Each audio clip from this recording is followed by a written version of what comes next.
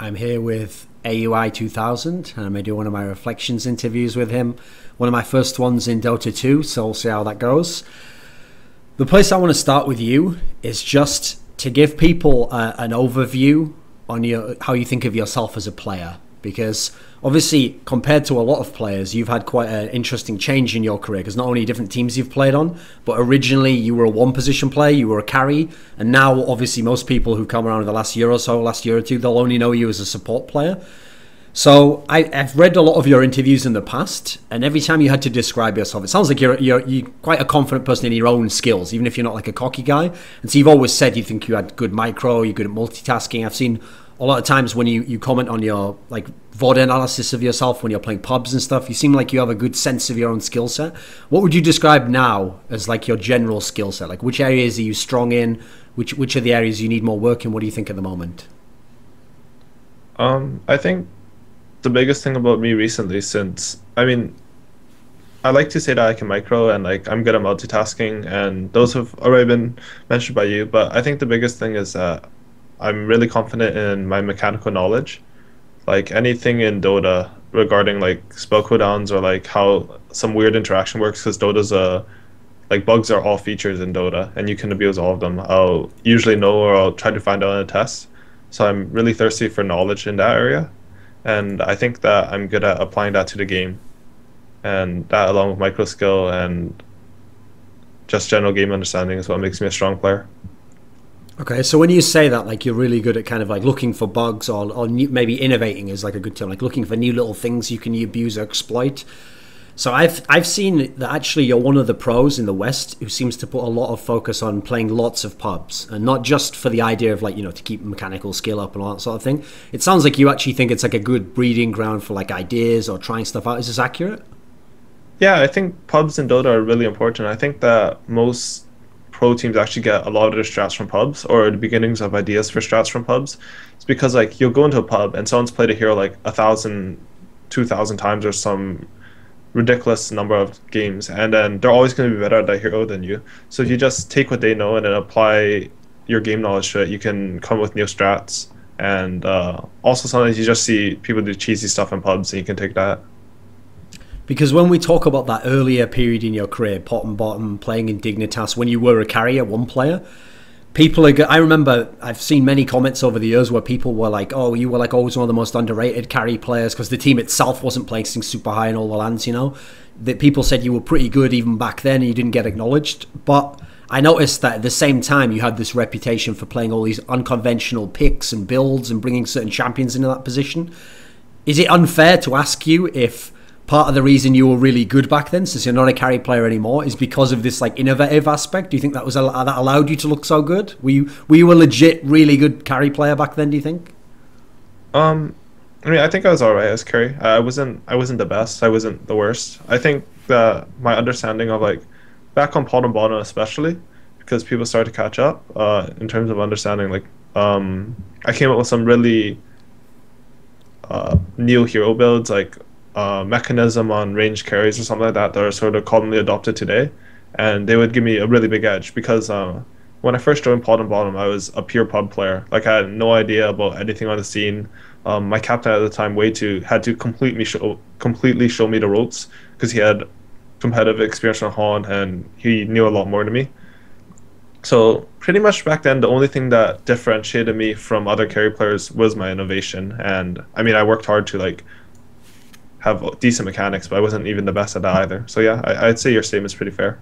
Back in those days, like the carry days, Dignitas, etc., if you're saying like you were good but you weren't like the best, what did you consider your peer group of players? Like which sort of players were like if we had to do like a line, which sort of player at the time was like just above you as a carry player? Who would have been just around your level or below you?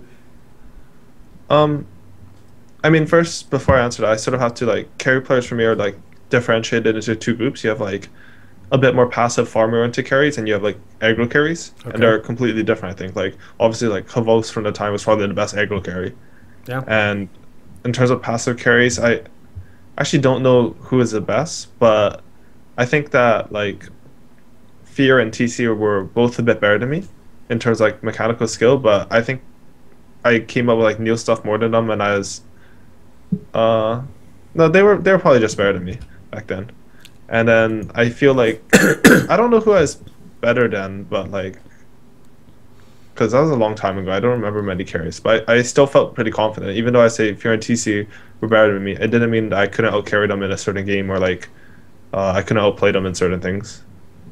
When we talk about this aspect of like trying to come up with new champions to play a position or unconventional builds, like how would you describe? People often say back when you were in Dignitas, you were like the player who put like Tiny on the map, for example. Like what do you think your role was in that? What was your impact in that sense? Why was this a important champion for you? Tiny, I don't know. I just had like certain concepts on heroes that other people didn't have. Like for Tiny, I just want to farm. Back then, the theory for me was that if I farmed a bunch of items on Tiny, he was the best late game hero, and he farmed really fast. So other people would try to fight a lot with the hero. Like for example, Era from Fnatic. This is a bit later, but he would fight a lot on the hero, and he was really good at it. But my style was completely different. I just wanted to farm until I could basically just like three-shot the enemy team. What do you think your impact was on playing the champion in this? Like you're saying here, it was more like you farmed up and it was going to be like a late game carry essentially. So did this actually impact how other people played the champion, do you think? Do you think people took an influence in what you did?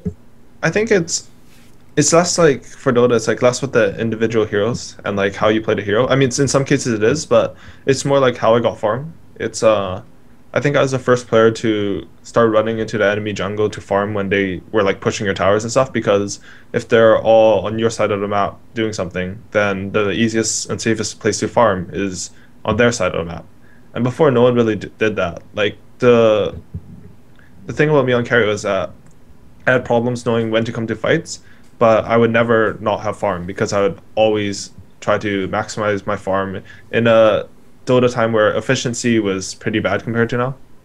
So that's sort of how I think I defined carry role back then, rather than just a specific hero. I mean, I did some like small build things, but that's the biggest gameplay thing. Okay, so I have a few builds I wanted to bring up in this sense, though. So back in the day, you were one of the people who had quite a unique approach to Broodmother, where you were going this Manta build, whereas everyone else, like they'd get like a BKB or something. Is there I remember your reasoning was something along the lines of like you were building it more for like fighting later on as opposed to just the standard split push approach. So why were you the first person to innovate this in this sense? Why were others just using it just to split push? What was the logic there? Sure. I mean, the biggest thing about myself as a player back then is that I wasn't like a strong mid game player, but like I was really good at efficiency, so I could be a strong late game player just because I would have more items than other people. So the idea with Broodmother is that if you go BKB first or something like that, your farm speed will slow down a lot. And I was pretty good at micro and using my Broodling. So if I coupled that with using Manta to dodge ganks because it takes off like detection, like dust, and gives you max movement speed, then I was able to farm a lot more than other Broodmothers, and that resulted in me being really, really strong in the mid-late game. Yeah, I think that's how I thought about Broodmother basically, and also like there's some interaction with like the Manta illusions that's still there, where her passive sort of goes on the illusions, which is important to me because I just stick each one onto a different hero. Okay, so another quite infamous build path for you that actually did later on become adopted by the people was building Armlet on Lone Druid's Bear. And at the time, I remember there was that whole beef between you and Loda where he basically sort of like criticized you, even though actually his own teammate used to do that. What was the logic behind how you came up with this? Why were you one of the first people doing that, even when people all said it was shit, Sarah? I don't really remember Loda criticizing me about Armlet. Maybe he did, maybe he didn't. But I mean, something I've always done is like, when I look at item builds, or there's more for when I was carry because I don't get that many items in support now. I do a bit, but not really. It's like I just went to a game or like just wrote down in paper like just the math behind the build, and it's weird because like no one did that before. Like people would, I don't know if you were gonna mention this, but people were getting like vanguards on range heroes, and it was really bad compared to mech. And if you just looked, which you hate, right? Yeah, vanguard's really bad, like mathematically, and I would make sure all my builds are really good mathematically, and when I looked at Armlet, I just saw an item that, one, the bear needs armor, it needs regen, it needs damage, it needs attack speed, and Armlet gave all of those, and there's sort of a bug where it didn't, normally Armlet has a negative HP component to it when it's activated, but it didn't have down to bear. So it just became this super imbalanced item and allowed Lone Druid to fight early, push, do anything he wanted early, whereas the hero was supposed to not come online for like 15, 18 minutes until he had Radiance. And I guess my approach to carry back, like I'm sort of like remembering as I go here because I haven't thought about this stuff for a long time. But I guess my approach to carry back then was a lot more mathematical than other people. And I would make sure that things made sense to me. On the flip side, like I was really bad sometimes with that because I'd overdo it and I'd be like, oh, I never want to get a BKB because my farm's going to slow down, and we would just lose the game because I didn't have a BKB. So okay, so that's an interesting point you make then, because that actually ties into something I wanted to ask. So what I wanted to ask was like this. Since you've said, I've seen you repeatedly mention like a lot of your builds during the carry era, like you just said here, you figured them out mathematically, essentially. Like you took like a StarCraft approach almost, where you can figure out the efficiency of building certain things and a certain build and when it's gonna basically when the win conditions will be activated. Sounds like you did this approach, and so in the cases where it worked, like obviously Broodmother, talking about Lone Druid, in these particular scenarios, then it makes it look like, oh man, you just must be like a genius. You just picked up everything, and these other guys, some of them very good players at the champions, they were using them in a different manner that maybe wasn't the most efficient way. But you yourself, from your earlier answers, it sounds like you're saying, okay, but sometimes maybe you had to do that approach because that just fit your style of play. Like you weren't so good in the mid game, you were trying to fight later on or trying to farm everything up, you know? How much of it was like you took this approach just to find things that only work for like AUI, and how much is it like other people, even if they're really good players, do other people sometimes try and shoehorn champions only to their playing style? Like, for example, a player, you're saying era here, maybe he could have even been better than you if he'd used the similar approach on the champion you were talking about before. I mean, to an extent, I think that I should preface this saying, like, Dota back then was a lot less mechanically refined, I guess. Okay. And back then, I don't think it would have been true that people could just copy, because people needed to play two styles that they were comfortable with, just because the scene wasn't that good back then in terms of improvement. I mean, right now I think people can copy each other pretty easily, and when you copy someone, it's really easy to get better because someone's already done all the groundwork for you and like had to like practice a bunch of pubs to get something right. But back then, I think, yeah, so I think back then, like, I don't know. Some builds like Armla and Lone Druid were just objectively better, but some things like Manta and Brood weren't necessarily objectively better, and like, so some builds were playstyle preference and some were just everyone should have done them, I guess. In terms of that, like your philosophy on how you would build, etc., the champions you would play, can you think of other players who really stand out for you as like these are guys where they're so quick to pick up like the new things on a champion, or they come up with an innovative build, but not just in the sense that like it's something new no one's seen, but like in this sense, like they've figured something out mathematically or a point in the game it'll work? If there's some people who come to mind who impress you in this sense? Do you mean like in the current scene, or like back whenever then? Just whenever's relevant for history, you let me know. Every pro sort of refines builds, but honestly, like Bone 7 from Cloud9 has been really good at coming up with new builds that actually work. Sometimes they're also sort of stupid in my opinion, like somebody just goes to offlane with no regen, but sometimes he like comes up with a game-winning item and he just knows exactly when to get it. Like he gets Orchid on Clockwork and he 1v5s with it or something like that. As far as it's sort of hard to see for me because I don't pay that much attention to players. Like, if I see something, a good build, I won't note to myself who came up with it. I'll just take the build. Okay. And I'm saying Bone 7 because I played with him, so it's easy for me to say that one. Sure. So in the early days when you were on PotM and Dignitas, you had like a couple of strong land finishes. You had like the ESWC and DreamHack Summer where you managed to beat Na'Vi. In general, online, there was all these great results. Lots of top places online. Did the team have any issues, do you think, translating how good you were? Is it just in isolation to the LAN environment? Were there issues there for you? I mean, the biggest thing was when PotM was created that summer, we were super strong, I think. And then we won like Pro Dota 2, which was really big. It's the biggest online tournament back then. And then we didn't get an invite to try to qualify for TI. Yep. And there were no open qualifiers back then. And then everyone took a month and just played Diablo straight. And because like we had nothing better to do, and I think the team just like no one was super mad about getting like passed over for TI2, but I think it affected us to a degree, and like um, the players on that team aren't that stable. Like including me at that time, I was super unstable, and eventually, unless we were succeeding, we would start to have some internal conflicts, and then that's exactly what happened, I guess. And we couldn't. Once our mentality was sort of broken, we couldn't keep our play up. At the tournament I referenced there, DreamHack Summer, with the one where you managed to beat Navi, was this, I mean, obviously online you'd had lots of good performances as well. Was this some kind of critical moment for you to beat a team of that caliber? No, I don't think so. I think like I mean, obviously at the time we were super happy. We were way too happy beating Navi, considering it was only like the quarterfinals, yeah. Yeah, but like Navi was Navi, right? And like it was just Navi. It was Navi on LAN. Yep. And I don't know. Maybe it was. Maybe it's like I don't think that's the point where I told myself that hey, I can play with the best and I can beat them, because we had done that in online tournaments, and even though they're online, they still meant something to me.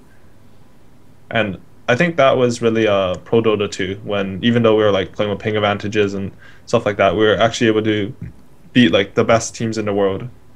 When you were in those teams, this is just before the move over to speed gaming, Cloud9, etc., you said in those teams that the style of like leadership and shot calling was essentially like everyone in the team sort of makes the calls, and the idea is if your teammate makes a call, you just listen to it and you follow it. It's like a famous saying that says like it's better to follow a bad plan than no plan, you know, or like 5 plans. So obviously in other teams there's been very distinct leadership styles going into Cloud9, EG obviously. Was it different in this era? How would you evaluate the different playing styles you've played under in that sense in terms of shot calling? Cloud9 was sort of similar. Even EG to an extent was a bit similar, because in all those teams you well, in Dignitas and EG, you had one person making the final calls, which were way too in PPD. And Cloud9 was a bit like that, but there's no one person who would always do it, I guess. You have like Bone, Pi, or like Envy sort of taking turns. Or like if I saw something good, I'd call it, or even Fata would. Actually, Fata would call a lot. But I don't know. I don't think the leadership style is changed that much inherently, but it has been like refined. Like you don't want 5 people just continuously talking, because everything becomes too chaotic and it makes it hard for people to play, and that's a problem that I've had a lot because of me on past teams. But yeah. So okay, even though this is going to skip ahead a little bit, while we're on this topic of shot calling in this sense, if you talk in a general sense about that aspect, I from my own experience, it sounds like it works best to have like the dictator who everyone listens to unquestioningly and no one can speak, only if that guy's like a super genius. If that guy's really like a god at reading the game constantly, okay, it makes sense that he should be the only one who speaks, the only one who makes a call. If the one leader type guy or the designated leader isn't just a total god, he's just like a good player, or he has times in the game where he has strengths, it usually makes more sense for other people to have input. So for you personally as a player, like what style do you prefer? Because as you're kind of alluding to here, it sounded like in teams like Cloud9, even a little bit in EG maybe, you always wanted to have a voice in this aspect, and some people speculated what was your interaction with PPD in that sense in EG? Like did you try to have more input, whereas people think of him as like a dictator type guy? What do you think on this topic? I mean, PPD makes all the calls for some things, which is really good, like if we should fight or not, sort of. But I think that even on EG, people, I'm not saying it's because PPD is a bad captain, because this is what makes him a good captain. There's like more than just PPD calling shots, because you can't call every movement as one player. It's impossible. Sure. And like if you're strong at some point in the game, it's a lot easier for you to call the shot. Like if you're 0 to 10 feeding on Shadow Demon, you're not going to want to smoke into the jungle and do something, because like you just instantly die, and then it's like you might be on tilt or something, I don't know. But like for example, on EG, I like to call a lot of like economic map movement calls. Like if we should move into a jungle at this point or something like that, or where we need a ward so that we can take map control. And then Fear would call a lot of like, hey, this is how strong we are, this is what our game plan should be, and so would PPD. And PPD would almost always say when we should take a team fight, or if a team fight starts, can we get here? This fight's good, this fight's bad, we need to get out. So I think that style of leadership, where PPD can also like just say, no, I don't want to do this, we should do this, is really good, because you have a solid leader and you still have contributors from other people. Because if you expect one person to just always not get lost in a game of Dota, then eventually something's going to happen that bad to that player, and he's going to fail for one game, and then he might lose confidence, or it's just too hard for him, and you might just lose games off it. I saw EternaLEnVy in an interview. Admittedly, I think it was like last year sometime, but he made a comment where, I mean, admittedly, not everything he says is necessarily something he's super thought out and he believes is gospel, but he once made a comment that if you have a player who's like a carry player and he's really far ahead, or even just far ahead, I think he just said, at that point, that guy should actually be talking all the time, and he should actually have some sort of almost like veto power in the call. Like, he even gave the example of Arteezy and PPD in the past EG, where he said along the lines of like, if Arteezy's ahead and he makes the call and PPD makes the call like, let's back out of this, but Arteezy thinks they should go in, then actually he thinks the dynamic of the team should be they should actually like switch, like, no, okay, listen to Arteezy. What do you think of that? Is that too black and white a way to state it? What do you think? I mean, it obviously depends on the specific situation, but it's sort of true that like when someone's really strong, like it's hard to know, especially for support players, how strong everyone is in the late game, just because I don't know, I just always found it difficult to know exactly what my carry thinks he can do, or like stuff like that. And it's pretty easy for carry players at that time to see how strong the support players are. So it's easier for them to get an overall like read on the strength of their team. So I mean, it's sort of true. I like having carry players lead late game, but you don't necessarily need it. And like Peter would still call the team fight shots late game because he's a really good captain. So yeah, I mean, I don't know. My view on leadership in Dota is sort of weird because I think that anyone should be able to make a call, and if their teammates like think it's good, then they should do it, or like they should just have faith, sort of. But yeah, it doesn't necessarily only have to be the carry. It's just whoever's strong. So do you think idea of the game. Do you think it's better to have the philosophy of like make the call, and then if it goes to shit, the idea is you fix it like after the game. You don't worry about it in that moment. Yeah, for sure. If something goes wrong, like you can't worry about that in game. But I mean, I guess I should just say my ideal shot call type, since I don't think I've said that. But yeah, sure. Like I want everyone to be able to make calls, and if someone makes a call, someone says yes really quick, and if two people agree, then you just do it. And if something goes wrong, like no one cares. And if someone says no, then you just don't do it. And then if everyone wants to go, you still have one person that's like sort of still your in-game captain, where if he says no, then no one does it. Or if he makes a call, then you should just do it. Okay. And you have to have like absolute faith in that guy. But I think in general, like Dota teams are all going to have like a bunch of smart players, at least like 3 or 4, well, I should say 2 to 4 players who can make calls. And you want to be able to utilize that as a captain. You don't want to just try to make every call and be smarter than everyone, because I don't think you'll ever be able to like outsmart 3 people.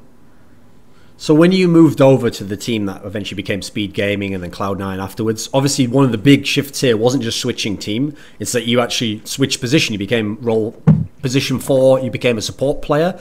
I've seen actually, it sounds like you weren't a person who had a big problem giving up playing carry. Like you found something in support that was enjoyable. Like obviously your approach to support is different to some other supports. You're like a guy who likes to farm up a lot and still eventually maybe becomes a core.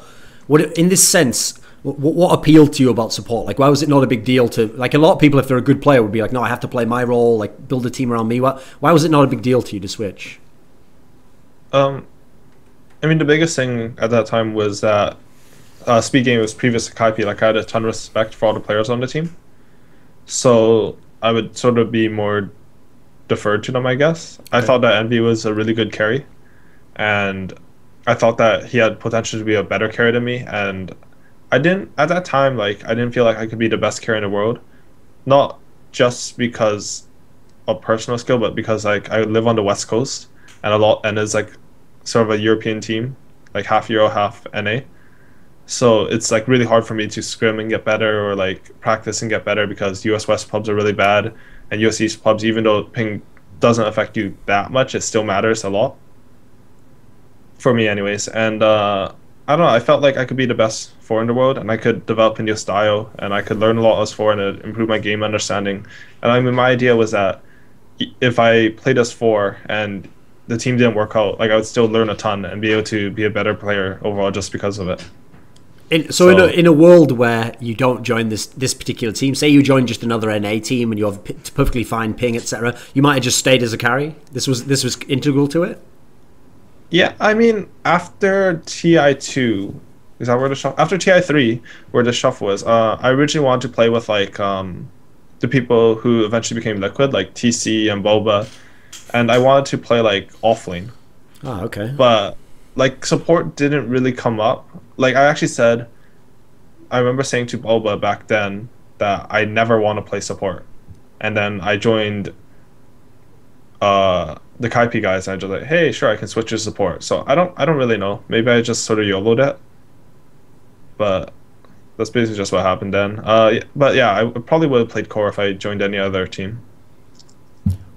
Is the fact that as a support player you are like this farming style, is this carry over from your carry days? Is this the way you think support should be played? Does it fit your style better? How did this develop?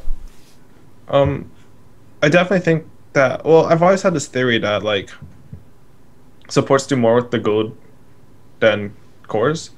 Not necessarily okay, like with 20k you have to explain that. But with one item, supports get like exponentially stronger because a lot of support is about getting your second round of spells off, because every good support player is going to get their first round of spells off. Sure. So if you have one item like a Force Staff or a Ghost Scepter, you can get a really good first round of spells off or a second round of spells off, and your carry's missing like a third of his expensive item, because support items are a lot cheaper than carry items. And then eventually this developed, like that was my initial thought, but eventually it developed into like a fourth core thing where eventually you just start doing damage, a lot of damage as a support. And if you create threats, then even though if you create a threat so the enemy has to like sort of focus you, even though your carry might have like 1,500 or 2,000 less gold than their carry, he's still going to be stronger because their carry has to deal with a stronger support too. And this is sort of informed by the fact, like, as a carry, I always killed supports first because they were the most annoying and the most squishy. But if their supports weren't squishy, then team fighting and everything just became really hard. And eventually that developed into like finding ways to not take farm away from your carry, so you could just be a strong support, and then your carry would have the same farm as their carry. But that's just the general progression of how I thought about things back then, I guess. How prevalent do you think this kind of philosophy on support is in the rest of the teams in the world at the moment? Like, are there a lot of other that you think don't think this way and they still have the super squishy, like low econ supports? What do you think in general? I mean, I think it's okay to have like one low econ support, but I think if you have two low econ supports, it sort of depends on heroes, but your supports can just sort of get worthless after 25-30 minutes, and you definitely don't want that because supports are often like playmakers and stuff like that. And I think pretty much every good team in the world has one or two supports who are able to take farm and transfer that farm into something really strong. It's also just because supports can farm places where carries can't, just because like the risk factor and benefits of killing you aren't high enough that the enemy team will want to smoke for you or stuff like that. And yeah, I think pretty much every good team has a support who will take farm. It sounds as if, like, if I just listen to the language you use every point of this interview, it sounds as if your whole philosophy on Dota is to some degree based on like late game. It's like no matter what happens before, like that's where I have to be good, that's where I have to be useful, that's where I have to have some like vital components. What I'm going to do in the late game. Is this just always the way you've played the game? It's not so much late game as just economically, I think. Okay. Like I find like I like taking a strong mid game now. Before I liked late game a lot. Right now, late game's sort of random because it's really easy to lose really fast. But on EG, we were like really confident that we wouldn't lose late game because we would have better calls and we were really good efficiency wise. So I was fine with late game too. But the biggest thing is on EG at least was that you all efficiency your opponent for a strong mid game, and that translates into a strong late game. So to answer your question, it's just economic, I guess. Okay. So, okay, when you joined that speed gaming team, and everyone remembers obviously this very famous run where you didn't have Bone and you had to take Arteezy and you went to win at MLG Columbus. And if people remember the storyline, for anyone who doesn't, it's where you'd lost, I think, didn't you go like, was it 0-5? 0-4. Okay. 0-4. So you went 0-4 initially. and then you get out of the group and you win, and you even beat DK in the final. Okay, so here's the aspect I wanted to ask about. When I've seen interviews with other members about that, like, you know, what changed, what happened, it sounded like from the inside, part of it was because you didn't have Bone 7, and then instead you're putting Sing Sing onto different styles of champions. It's like within the tournament itself, you were trying to figure out, like, how the fuck is this even going to work? Like, where people are going to go, which champions do we even put people on? And it sounds like I remember there's an EternaLEnVy interview where he said that he even felt like you had to, like, invent different metas during the tournament, like first picking Outworld Devourer, just like force staffs and stuff. Like, what do you remember of that tournament? What were like the key things that changed to allow you to win in this sense? Was any of it cheesy, do you think? I'm not sure on cheesy, but I think the biggest thing was like we had the worst conditions possible going in because we had a really bad and shady manager. I don't know if you've read all about him, but like so like after we went 0-4, we also had a stand-in, so we went into a tournament with no expectations at all. And after you went 0-4, if you're like with your full roster with perfect conditions going in and you go 0-4 the first day, you're all like emo and like tilted and you don't want to play, even though like you'll say you'll try, but you can't try to your best. But since we went in like that, after we went 0-4, we opened up the replays at a hotel. Not even to analyze them, just to laugh at each other, because like there's some really funny stuff in there. Like one thing that we always refer to as the moment that won us the game was like Arteezy was playing Clockwork, and he like ran up to someone, missed every single spell he had, and then he just died. And it was, I don't know, but at the time it was super funny to him. It was between the tier 2 and tier 3 top, and we were able to just laugh and calm ourselves. And we went into game day 2. We were all just like, hey, let's just play some Dota, you know, do our best. And apparently it worked out. We won games we probably shouldn't have, and we got through the groups. In terms of LANs, that was like the LAN that launched Arteezy, you know. That's like where, ever since then, I mean, the hype's obviously been justified, but that was where there was a lot of hype around him as a player. Now, the year later, people were already in EG calling him like the best player or the best Western player. And I know this year, obviously, as a key member of the secret team that won all those LANs, people have been like, he's the best, or he's the best at his position. What was the 17-year-old Arteezy like compared to the one now? Like, was it similar? Were similar strengths? Has there any specific development you can think of? I mean, I haven't really played with him since then, so it's so hard. But in terms of like maturity, I think as a 17-year-old, despite the public persona he gave off at the time, he was incredibly mature for his age, and just able to like think about the game a bit more objectively than I would expect. Okay. And he's always like, he gives off like this. I think people know this by now, but he gives off like this clown persona or whatever, or personality on stream and stuff, but he's a really hardworking guy, and that's why he's become such a top tier player. Like, no one in the world I think would have a top 5 without Arteezy in it. And like it goes back to even like he used to be like called like Age, and he would be the only person who would like spam 1v1s because he liked them and he wanted to improve, and he was like 11 then. He was just spamming 1v1s and everyone thought he sucked, but he didn't care because he just kept spamming these 1v1s and kept playing Dota and just kept striving to improve. So I saw an EternaLEnVy statement about that tournament, MLG Columbus, that was really weird because, like I described then, since that was like the breakout LAN for Arteezy, and since then he's gone on to become, people think, the best or one of the best, you know, very, very good player. Actually, I saw an EternaLEnVy quote from that LAN that I realize you're not EternaLEnVy, you don't have to agree with this, but I want to get, if you have some sort of insight as to why he would say this following comment. He actually said that at MLG Columbus, he thought pieliedie was the best player in the entire world, and that even some other Dota pros agreed with this, and like Navi pros, etc. Do you agree with this at the time? Can you see his rationale for where he would be thinking this? Yeah, Pi was probably the best player in the world at the time. I mean, Pi is very, very smart and very high skilled, but the thing that holds him back is like sort of his attitude, I guess. He's a bit hard to play with, but that being said, he's probably the first player from Cloud9 I would play with again if I want to make the team. It was implied, but I remember that because he was so good, he also kind of felt like he could just take a liberty and like say pretty harsh things to teammates, right? Yeah, pretty much. And like the thing was at that tournament, because we went in with no pressure and we had like stand-ins and like our conditions so bad that his attitude just became super good for that tournament. Okay. And then because he didn't care that much, I guess. Well, he did care, but like it was hard for him to blame us, I guess, in that tournament. I mean, I think I'm making out pieliedie to be way worse than he is. His attitude, I don't think is that much worse than a lot of other Dota players, or worse at all than a lot of Dota players. So I mean, and at that time, his mechanical play was just phenomenal too. So in what sense was he the best in the world then? It's not that often that people will call like a support player the absolute best player. You know, people tend to go with like a carry player, a mid player, or something. You know.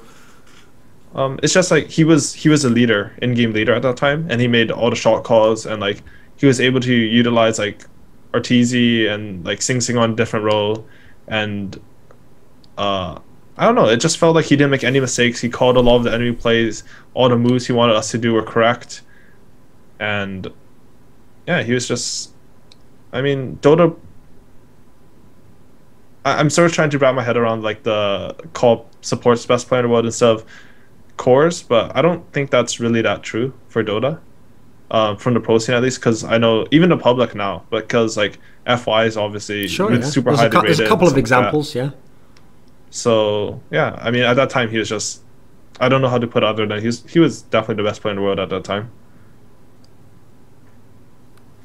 In C9, one of the famous trends, obviously, and you've had addressed this a million times, was coming second all the time. Isn't it something like 4 or 5 times you came second at LANs? Oh, more than that, I think. Oh, at LANs, yeah. Yeah, obviously. Well, if we add in online, there's too many online competitions. Let's forget online tournaments exist. Okay, LANs all that exists. So when you think back now, at the time, I've noticed this trend from all the years I've been in esports. Okay, whenever someone's coming second over and over, what they do is the first couple of times they come second, they're kind of in denial a bit. You know, they're like, "No, we're not. You know, we're not. It's not that we're choking. It's not that we're not good. You know what? We're, like that first time, you know, we weren't prepared, or the second time, you know, we got unlucky. Like we should have won that game, or the third time, it's like, okay, maybe there is something in mentality. Usually it's not until people are like, they've got a bit of distance between those results and themselves that they can be like, okay, no, actually maybe like something in the roles was off, or we had bad preparation, or, you know, maybe we did choke under pressure or something. If you look back now on that C9 era,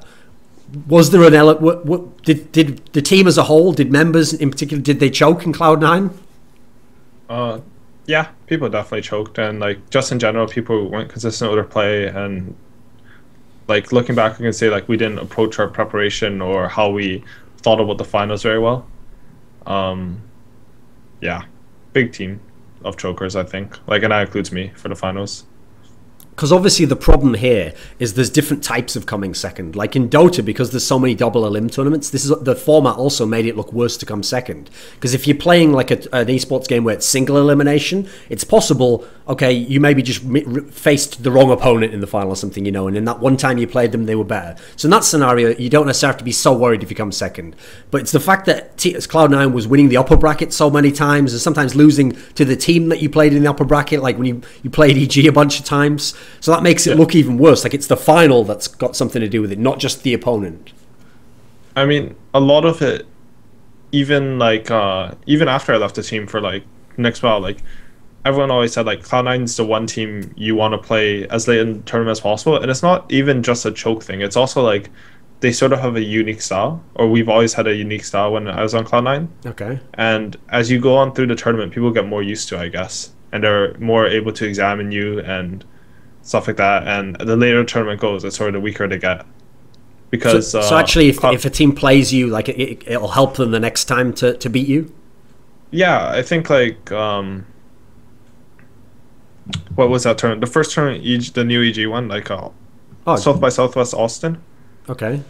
In that tournament, I think that if we went into the loser bracket instead of EG, we would have won the tournament. Because they learned a lot from playing us, and we revealed like, for some reason, we revealed like our best hero, which was Ember, in the upper bracket instead of just waiting. Okay, does that also mean there's another component? Like on one side, if your style kind of takes people, essentially people have to lose to it to kind of figure out how to beat it. Is there also another side? Like what as a team, did you have issues adapting from your overall approach? Or did you just want to kind of like brute force the same style the whole way through a tournament? It was sort of hard because like our players were sort of unique, so it formed that play style, so it's sort of hard for us to change because that's just the way we like playing.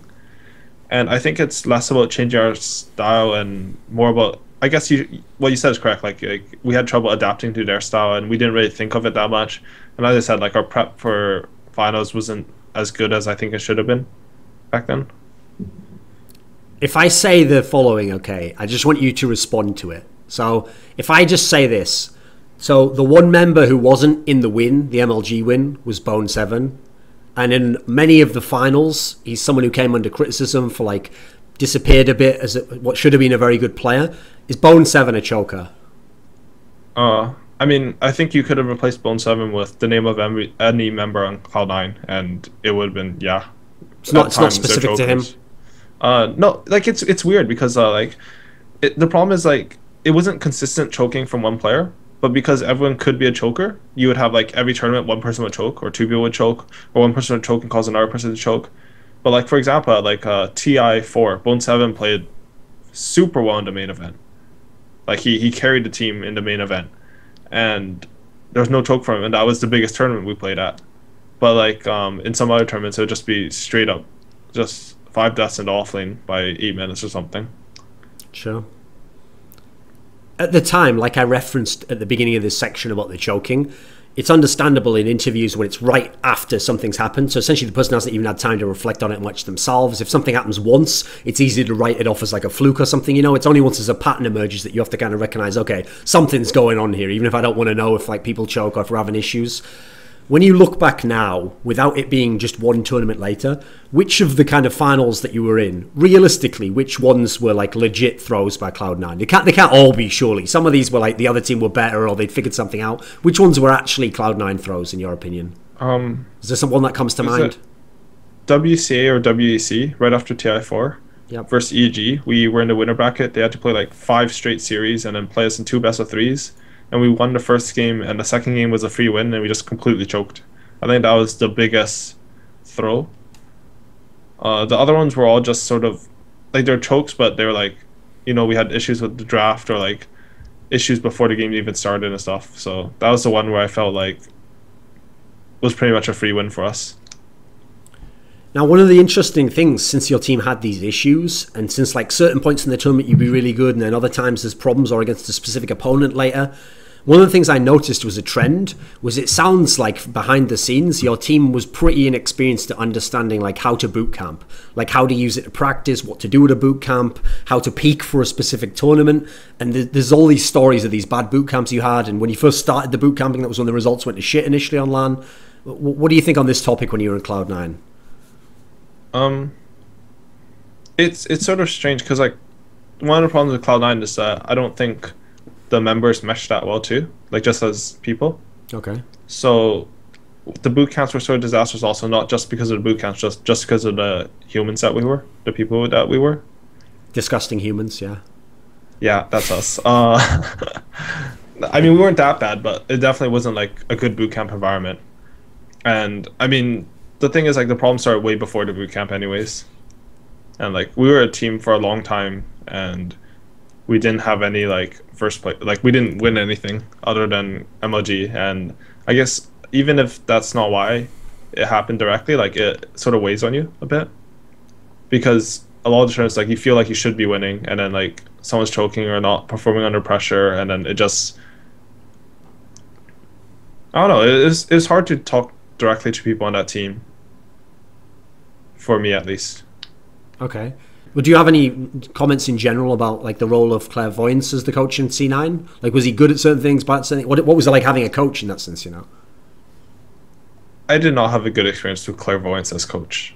I don't think he suited me well, and the problem was that like I don't want to just talk bad about him, so okay, like, I just say like we didn't mesh well. Well, okay, let me ask you this then. Obviously, there's not even that many teams have like a dedicated coach.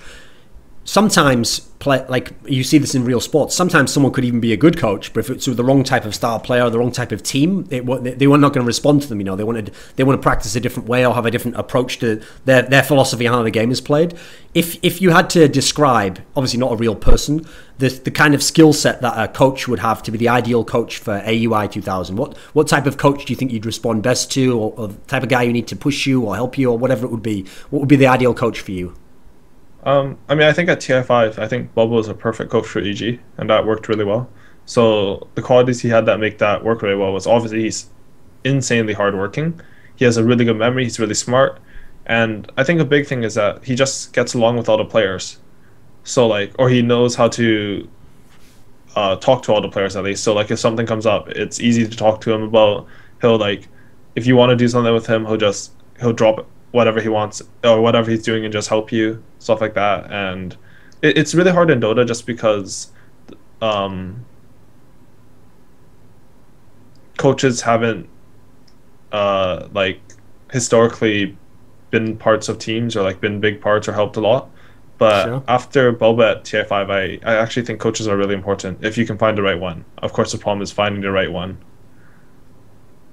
Okay. In your team, Cloud9, just because of the way drama works and when people make provocative statements, that's what people pick up on.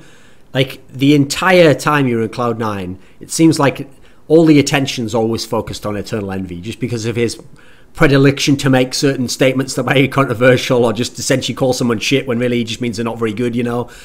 Try and explain to me as an outsider who doesn't know him personally, don't know you personally, what is the deal with EternaLEnVy's personality? Because from the outside, if I couldn't see any of him playing the game, I'd think, wow, this guy can't talk. It seems like he can't think.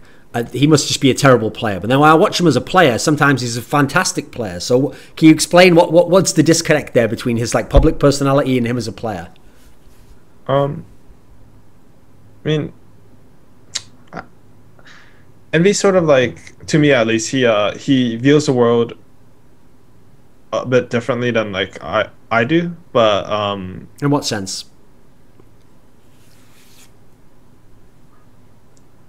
I don't want to flame Envy, and this is You sort don't of have to hard. flame him. For me to Just explain. I know. It's be just honest. like I don't know how to put this in like a non-flamey way because Okay. like it's just like his idea of how to get along with people or how he thinks he can talk to people is different than what I think. Okay. Like I think he thinks that if he calls someone shit, it's not necessarily an insult. As weird as that sounds, it's just like you're shit. You need to get better at this. Okay. So he just thinks you And- can be brutally honest in a way that's Yeah, kind he of thinks no that, tact. Like you've like watched some of like Destiny stuff, right? Yeah, Where yeah. like he talks about language and like he takes that to like a new level. I think, like after a game, he might literally call his teammates shit, and if they know him, they shouldn't get mad at that. Which is, yeah, and he won't do it like mid tournament or anything. It'll be like Okay. after a tournament, of course. Like he won't like he's really aware of how he talks like that too. So like he won't tell teammates mid tournament. I think he said for the first time ever something might have happened at like TI5, but I don't think it was anything big. I don't know. But yeah, I don't even know how to describe Envy. He's sort of just a unique individual. Like I think it's like his life's anime. He just does whatever, I guess. Is it difficult then to play in a team where he's got this personality, but he's also considered one of the best players, and in some sense he's the leader? I mean, at one point in time, even doing the drafting, is it difficult to have that aspect? I found it sort of hard to play with Envy, even just outside the game. I don't think our personalities mesh that well on the team together, and like I'm really bad at not getting annoyed by small things that teammates do, not like outside the game. Like if someone like I'm not, and Envy doesn't do this, but if someone like littered or something, I get annoyed at them, and Okay. I'm just like, what's wrong with you? Like, why are you doing that? Or sounds like just complaining about a tournament, I'd be sort of annoyed. Like, hey, I just want to like play and like you're not focused on that stuff. But yeah. As an outsider, I notice a lot of people just take some of the things he says as though like, oh, it's just shock value. Like he's trying to just like fuck with someone when he's like calls an opposing player shit or says that they're really bad or whatever. It seems to me though, just my read, it feels like he is fairly honest in these things that he says, and he just thinks that that's something he needs to say. In the team itself, does he really have like super extreme opinions on opposing players or players that everyone else thinks are good, but he has an idea that this guy's not good for some reason? Is he really like that? Yeah, he's really like that, and I think it's one of his worst qualities. Like he won't respect his opponents enough. But the thing is, like, he's like, okay, this player's really shit. It's like, oh, but he's really, really good. He's so good. He's like the best, but he's shit. And like, it's Okay. What does that mean? Like, it's like the word shit or like just bad. It doesn't have the same meaning to him. Like he'll like I think he thinks of like the small things. Like someone doesn't do a small thing, oh, he's shit. But he's probably the best carrier right now, or something like that, you know? Like, It's so hard for me to describe, I guess. I don't Okay. really know how to explain it. What did you actually think of him as the drafter in Cloud9? Because obviously, like you mentioned before, pieliedie had been the drafter at MLG back in Speed. So, what was EternaLEnVy like as a drafter? Do you think? Um, I mean, I guess I should say as sort of captain overall. I thought he was a above average captain. I thought that we as his teammates didn't make it particularly easy for him as captain or drafter, but I also Why? think Why? What that was the issue? Do you think? I mean we just had so many opinions and like we were sort of stubborn with opinions, or maybe we had some egos and like we wanted to look at the game different ways, and like we weren't in sync as a team even though our style was so different than everyone else. I mean that was one of the reasons our style was so different than everyone else. But obviously Cloud9 has some we had some drafting issues, I think.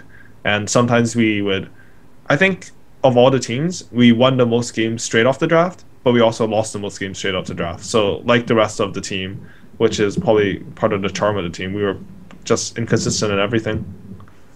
If I ask you, like, hypothetically, if you could go back in time to the beginning of Cloud9 and you could change something about the approach, or you could maybe give like a tip to one of the teammates or something, and obviously you can't just tell them like, oh, in game 5 of this tournament in the up bracket, do that. You can't tell them like a specific game detail, but you can just give like essentially like a general approach to the team identity or something like that. Is there something, maybe a small tweak, an overall approach thing that could have been changed that would have made this team not just a team with all these seconds, but like the best team in the whole world? Could it really have happened? Yeah, I think so. I mean, I think there are two things. It's like one, I think we should have worked on staying calm a lot more, just focusing on the game a lot more. And others, I think it's like you don't have to be best friends with your teammates. I think that's actually maybe bad because like you get afraid to like hurt your friends and stuff like that. But like I think if we had just liked each other a bit more as people, I'm not saying we hated each other, but like I think people at one point were uncomfortable with just casually talking about the game and like or like not just about like we could casually talk about the game, but like talking casually about like mistakes or like something like that. And there's like things that people didn't want to say that probably should have been said. And like even though we're a team for so long, I feel like we sort of grew uncomfortable with each other. So when you talk about like some of the kind of social difficulties you had here, or even in game, like it's sometimes hard to be the captain because of people's ideas, etc. I mean, I'm assuming you don't exclude yourself from that, because I've actually seen you say that, like, essentially agree that you do kind of, well, at least at that point in time, you like to point out mistakes of teammates and stuff like that. You will bring these things up. Is that accurate? Yeah, I don't exclude myself from that. I try really hard not to bring up mistakes of teammates during games, but sometimes it happens, and that's something I still work on to improve. But I don't know. I feel like if I ever watch an interview of myself, I feel like I portray myself in too negative of a light for what I do in a team, like in terms of attitude. Because after I watch it, I'm like, was I really that bad? And usually I think no, but I definitely don't think I'm perfect, and I think that just I always like the critiquing mistakes thing is always on myself mostly. I think like I'll be the most harsh on myself. So Okay. I don't know which interview that was, but I know I said some really stupid things about myself in interviews before. Fair enough. Because here's the thing, when I think back to Cloud9 and when I was watching these games that you were playing in at the time when you were coming second, I've seen everyone else in the team at different times get criticised. Like, okay, obviously Bone Seven's a famous one that people used to criticise a lot because of how good he would be, except in some of these matches. But other members of the team had times where they got criticism. You were actually the one member who I felt like you got criticised the least. Actually, people, even when your team was losing, would be like, okay, he's like the most consistent one. You know, he always finds a way to farm. He can play from behind. Sounds like everyone actually had... You were the one who got the most praise. Is this matching up with your perception of what it was like at the time? No, I was probably just as consistent as the other players because a lot of it's just how the team plays. It's just that how I play my role. It's hard to have a bad game on it because like if you're a support who gets some farm, it's hard to do bad in the game, I guess. And it's not like I didn't have my bad games. I remember once like I just went like 0 to 15 on Rasta at like 20 minutes or something ridiculous. I just kept running at them.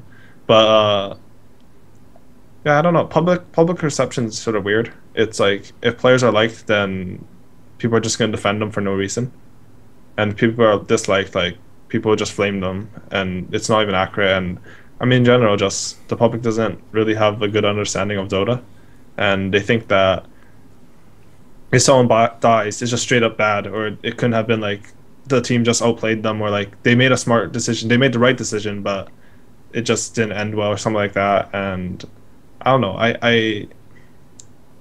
I'm assuming this is like based off forums, right? Like Reddit and yeah. I always like to get like the pulse of people, what they thought at a certain point in time. I mean, I sort of read those, but they're usually wrong on pretty much everything, I think.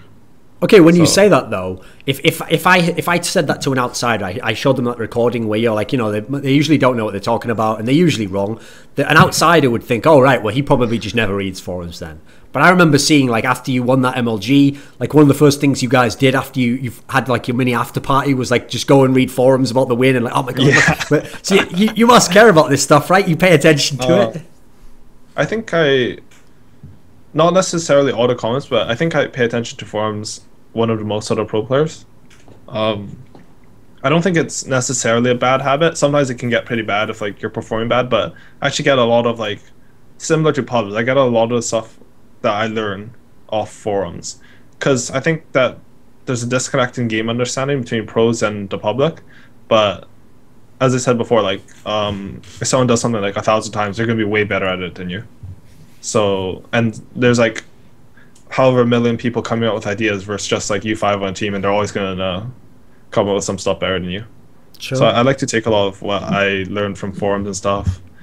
So I don't know. There's just people assume a lot on forums about stuff that they shouldn't, and then that leads them to posting really long comments about them blaming a player, like blaming them for something when they don't have enough info on the situation.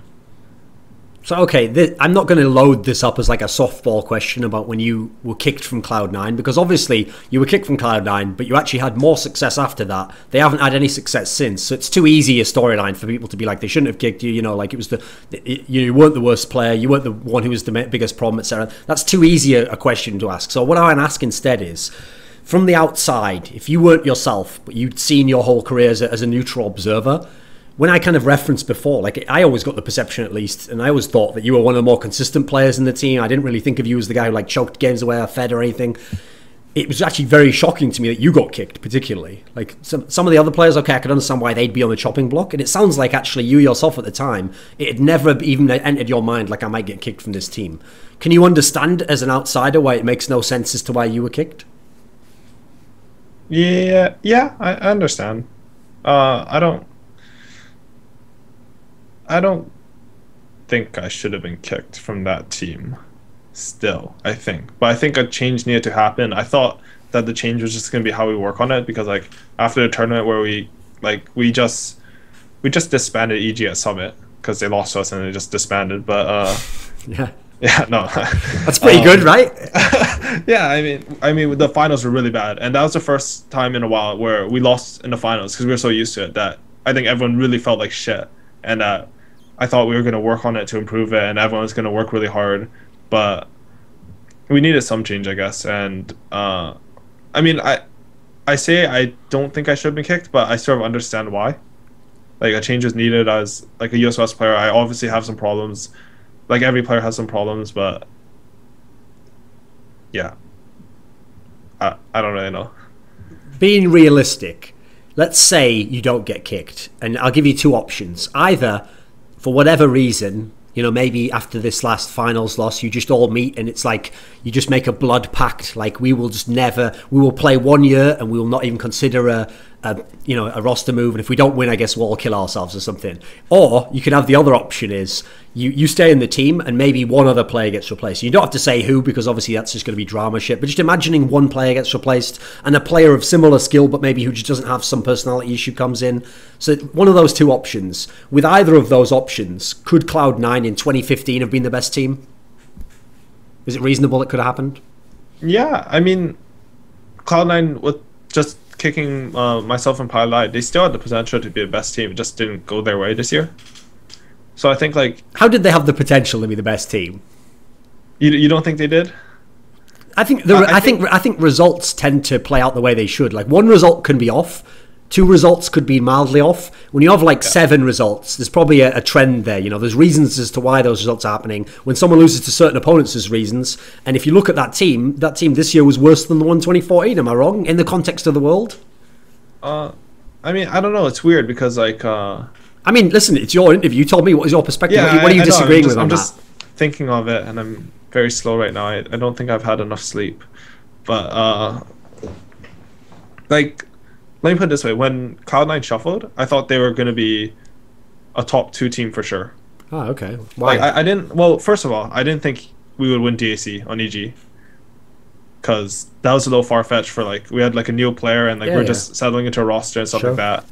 So I actually thought Cloud9 would be better than us at the time, and like because I thought Nota and Misery were 2 of the best supports they're joining, Sure. and I thought the cores on Cloud9 were also very very strong. I thought Fada was top tier mid. I thought Envy was top tier. I thought Bone was top tier, and I thought that the potential was that if they fixed their problems with like personnel problems in terms of attitude, I think, and like choking a bit, then they had the potential to be the best. But they didn't fix those, and because they couldn't fix their mentality, they couldn't perform properly.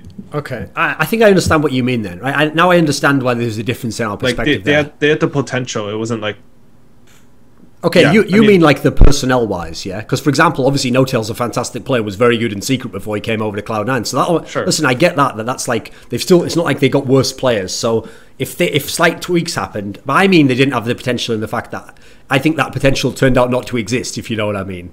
Like maybe it looked like it was there initially, but I think there's a reason it never manifested. If you know what I mean. I can agree with that. I mean, obviously they played really bad at TI5, and I think it should be clear to everyone that they did not work together as a team, those 5 players. But all I'm saying is that if for some reason that didn't happen, that they did work together as those 5 players, they could have been a super strong team. Fair enough. Okay, so when you actually got removed, the story behind how you got removed sounds pretty fucked up, I've got to say.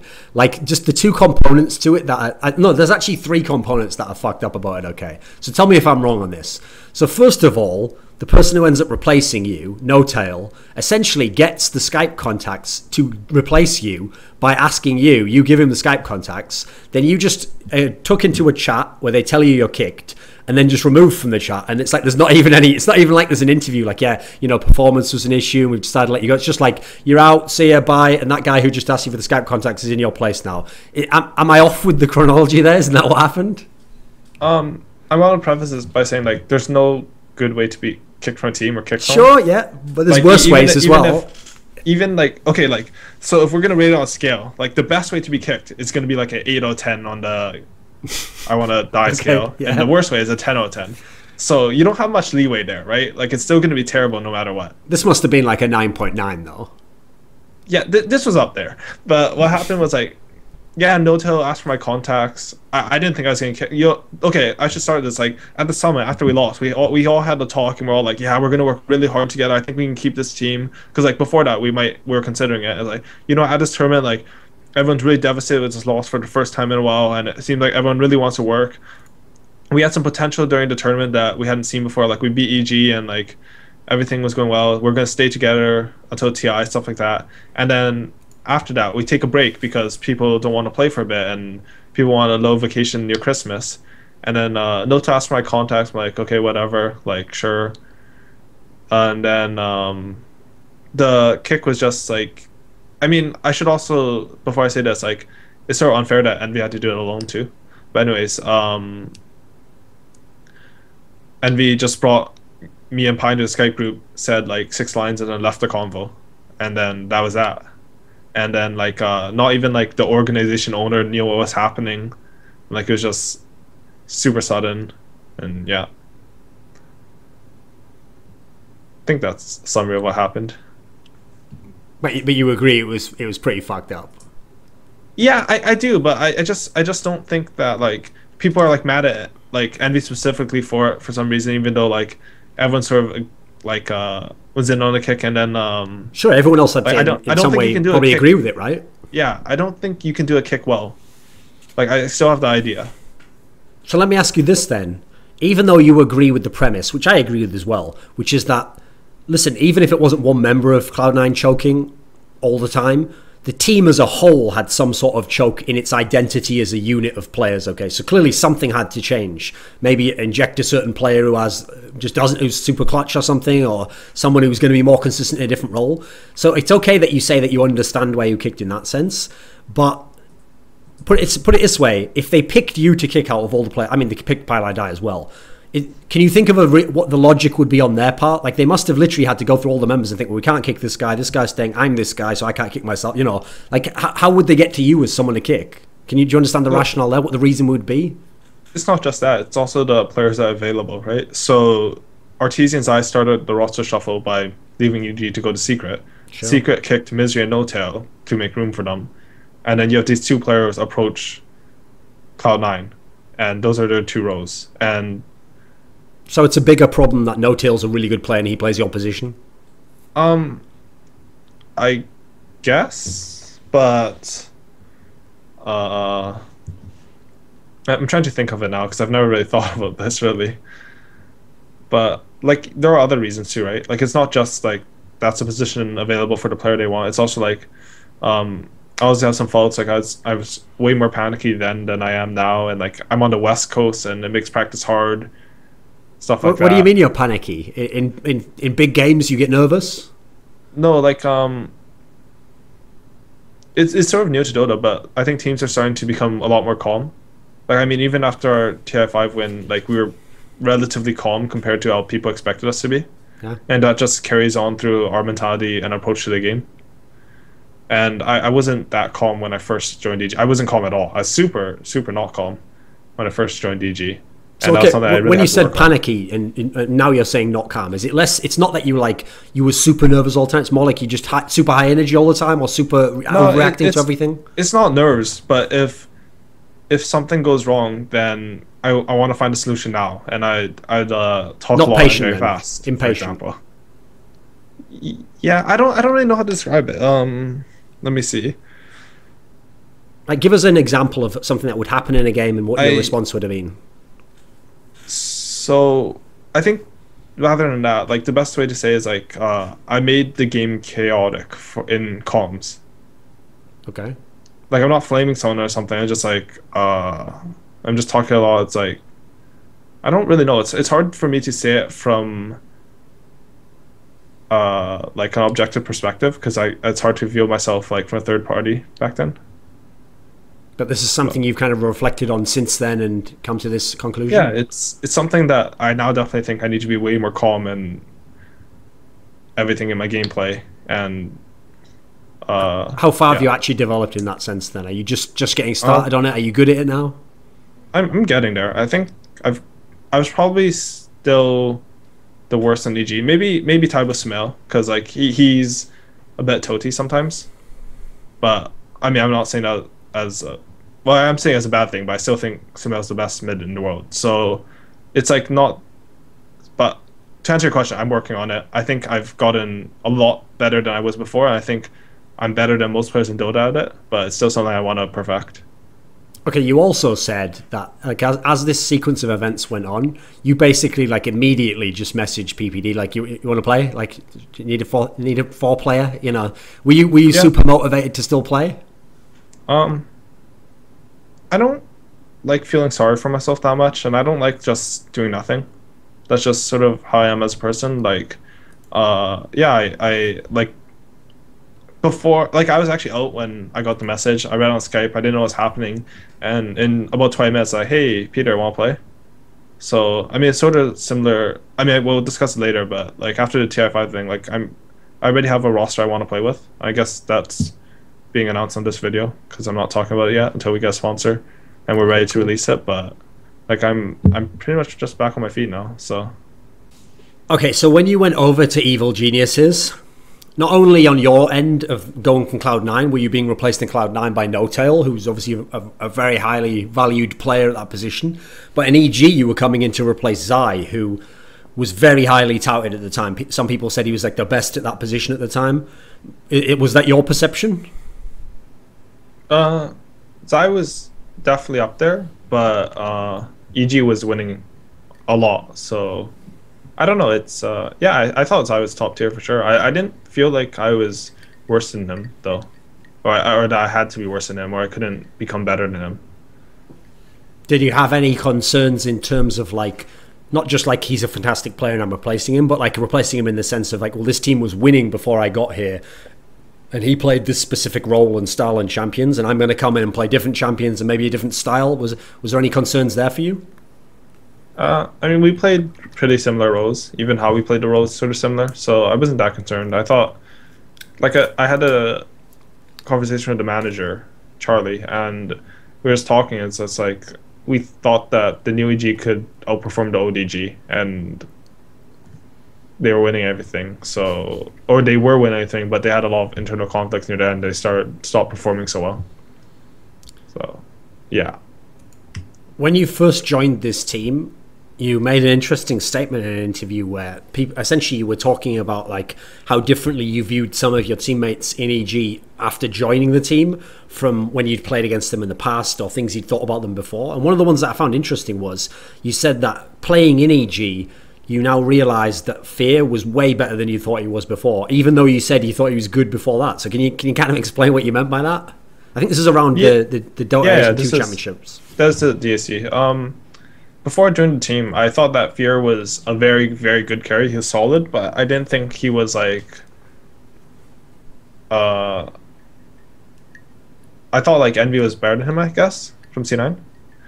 Because I played with Envy, I didn't get to play with Fear, and I guess that was sort of unfair that I was just judging him even though I hadn't played with him yet. But once I joined the EG, like right now, I think Fear was, over the year, was way better than Envy was. And it's not just his play. It's like the mentality he brings to the team, and he brings a lot of like calmness and leadership and like just solid play, and he's super reliable and easy to get along with and stuff like that. And yeah, my previous perception of him before joining a team with him was completely wrong. So in your career, you haven't won many LANs. Before that, the only real one was the one where you won like a big LAN, was obviously the speed gaming one, the MLG. So yeah, when you come I think that's pretty much the only LAN. So when you come into Evil Geniuses and right off the bat you win what is thought to be like the second biggest tournament of the year, basically, and with a brand new lineup, and like you described before, even yourselves, you couldn't have expected like, well, we're going to win over the favourites, because not only are you joining the team, then you've got this guy who's potentially a total unknown, even though he's very skilled. You know, like that can sometimes go really badly the other way. Realistically, what was this like, winning this tournament here? Like, what was there something special that happened in the tournament that wasn't happening before in practice? What was it like?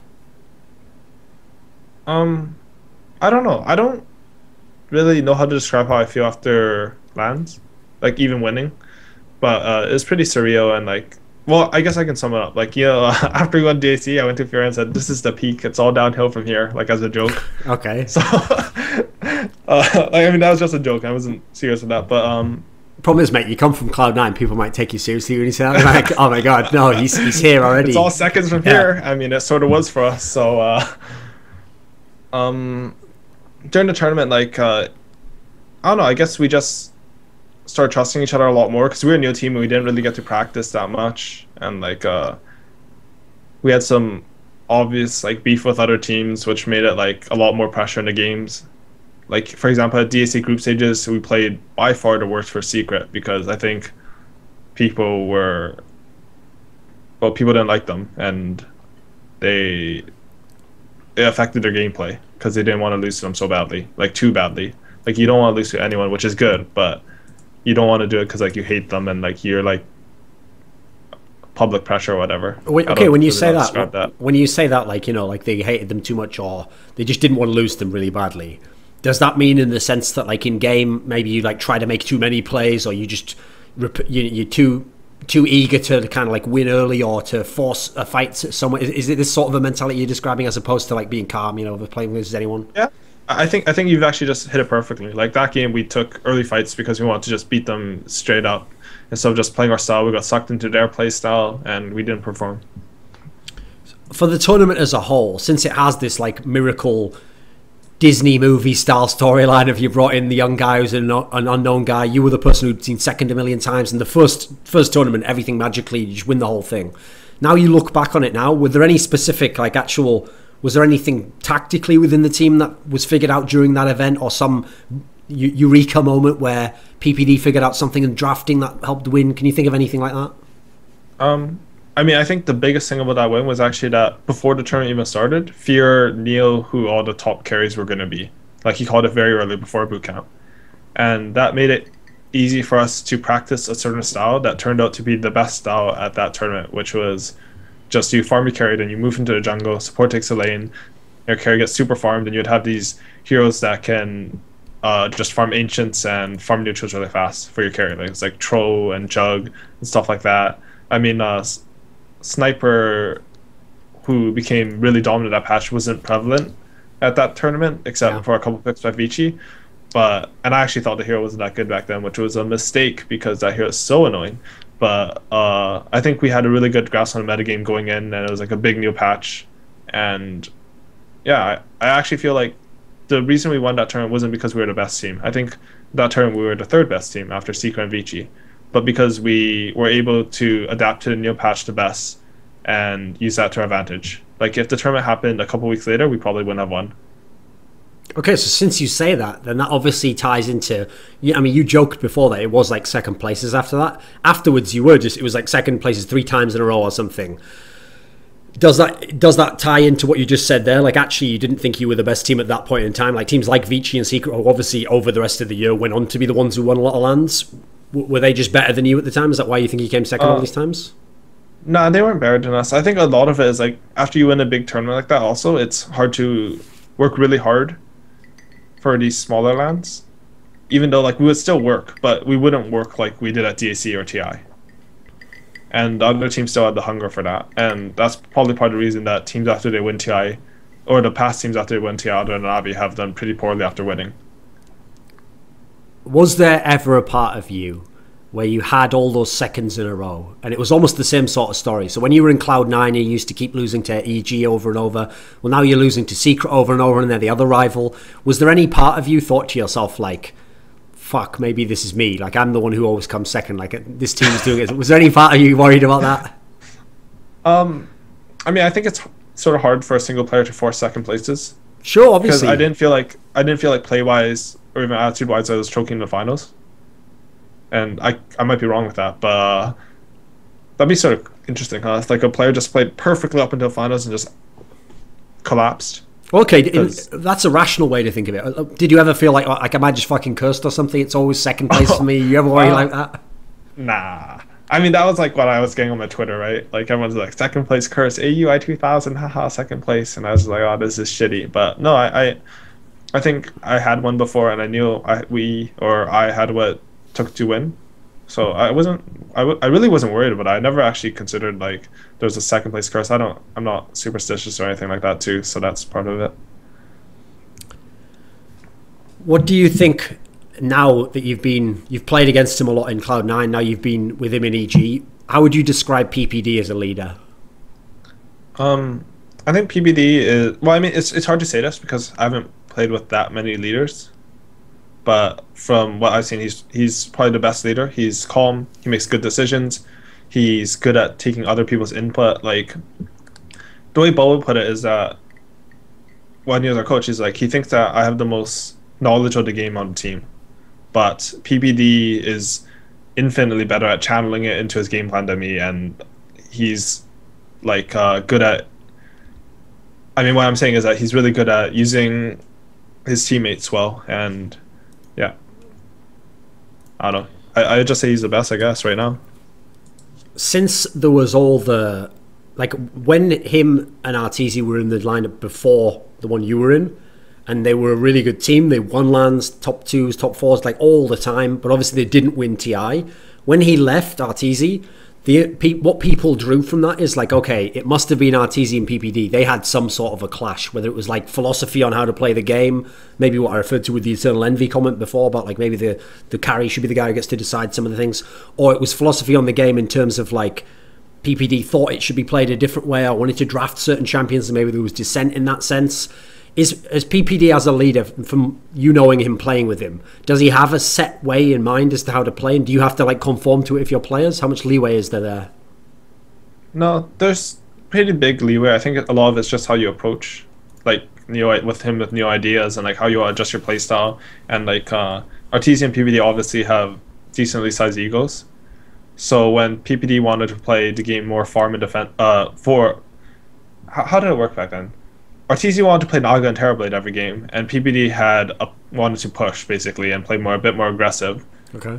And stuff like that. When you have that disagreement, you have two people with egos who can't like just talk to each other as teammates and human beings, then like you're gonna start to have some problems, and like even if it doesn't appear at first, you're gonna start to resent them for not wanting to play your style, and then eventually they sort of broke them apart.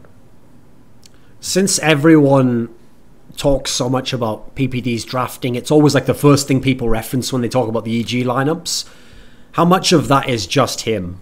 Like, does he really just do it? Is he like the master brain and you just leave him to do everything? Are other people giving him like input before, like, oh, they're probably going to try and do this, do that? Like, how much of it do you think it's like that? I mean, when you were asking me like what I thought of PPD as a captain, the first thing that came to mind was like he's the best at taking outside information and applying it to his own ideas and filtering through it. And a lot of the ideas in the draft aren't necessarily all his. He has some. I'm not saying he doesn't have some really good ideas or the most good ideas, but I think at EG a lot of it came from fear, or like sometimes Universe or Sumail or me would just say, "This is a hero we think is the best here," and like it's like you're a captain, but just because you're a captain doesn't mean you know the one role better than your carry player, for example. And you should be able to use it, but at the same time, you have to like know when a hero won't fit or something's just won't work. So I would say like a lot of it is him, but it's not like we're all muted and he's just drafting. This will sound extreme, because to make this a choice, I'm gonna have to kind of set it as though there's only two poles to how to draft, and obviously there's a whole spectrum of ways you can do it. If you had to describe his philosophy, which one of these two does it sound closer to? Is he someone where he thinks he knows what the strong champions are and he thinks he has like comps that would work, and he's more like, do we have players who can play these? Or is it like the other way and it's more like, here are the champions that we can play and then build something from that? Which of the two do you think he's closer to? It's hard because on EG I feel like we could play basically every hero we wanted to. Okay. Though there's like maybe like 2 or 3 heroes we couldn't, but like you can get around that with Dota. So it's sort of hard for me to give an answer to that. I think that I definitely wouldn't be able to like pick between 1 or 2, because he definitely valued like sometimes like comfort picks. Like if something was just a player was just more comfortable on it, then it was better, even if the other pick was like a little bit better. Because especially in like he knew that especially in like ends of tournaments, like or just on LANs in general, everyone plays worse than they are online usually, or like at home. Just because your settings are different, there's more pressure, everything usually makes players worse. I mean, it's not true for everyone, but as a general rule of thumb. So creating a draft that your team can play your style and force another team to play your style and that heroes that you're comfortable with is valued. But at the same time, I think EG could play pretty much every hero. So when we talk about like specific champions, how they figure into the draft, with TI just having finished, one of the obvious themes was everyone was like, okay, AUI's Techies was like a huge impact on this tournament. So tell me this, how can it be that you even said, you like petitioned, you actually just like almost begged people like, nerf this fucking champion, it's going to ruin TI if it's played. I mean, in a way, it did, right? You let it ruin the tournament, right? It was your pick. It's all worked out, right? The reason, like, I would never like say I hate this hero, I never want to play him, he's strong but I hate him, I'm not going to play him. Like that, what type of dumb mentality is that to win a tournament, right? Like that'd have to be incredibly bad as a professional player. But like I will say, like I fought for him to be nerfed or removed, and he actually did get a small nerf. His mines didn't get AoE gold or whatever anymore. But I don't know, it was weird because everyone was complaining about Techies before the tournament. Like everyone in the West was complaining about him, but I felt like no one could play him except for us.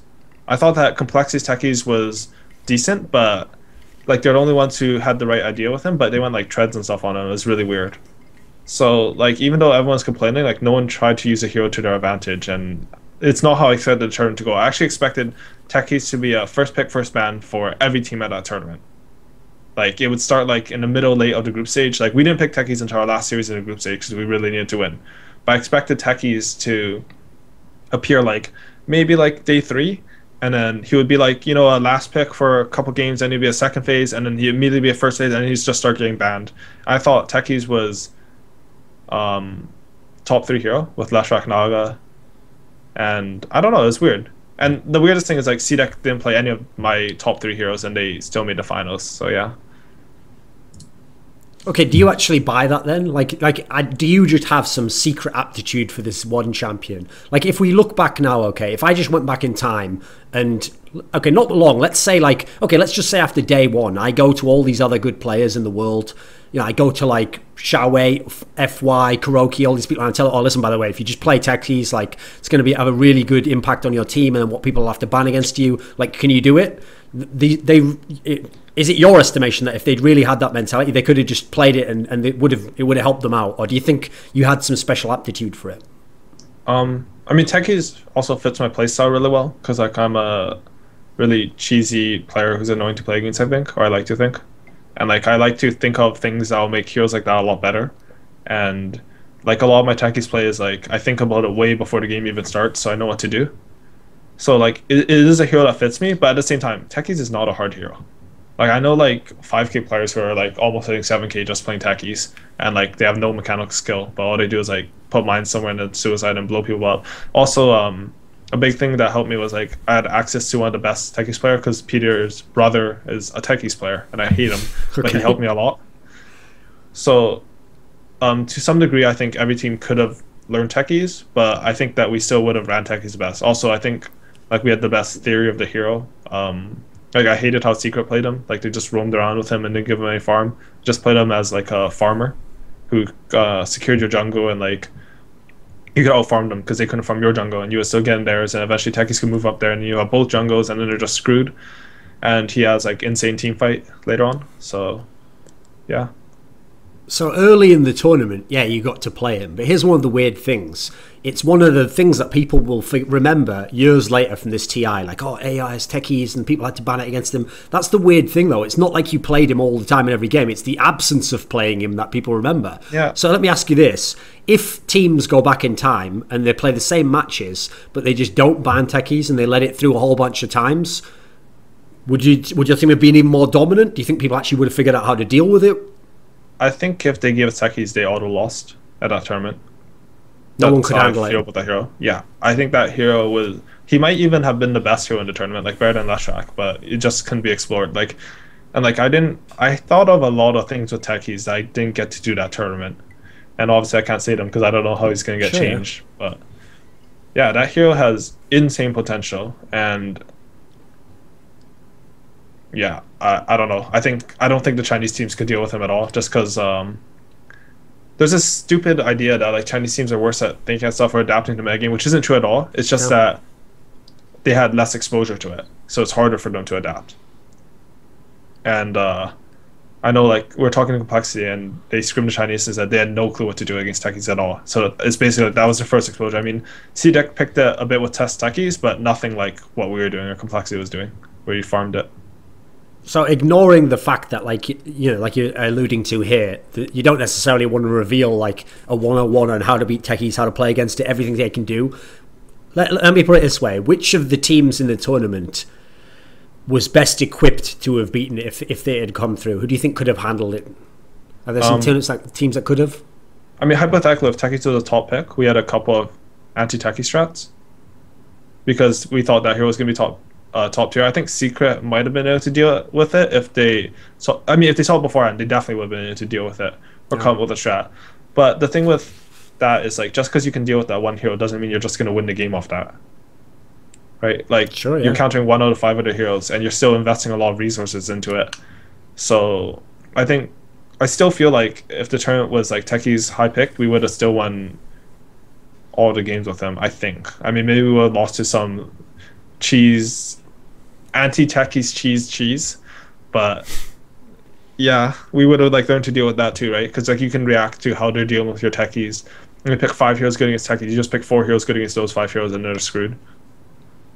So another a trend at this TI that I actually found a bit interesting because people didn't comment on it that much is that the majority of the time in the tournaments before, it was like e.g. losing to Western teams, like often beating some of the Chinese teams.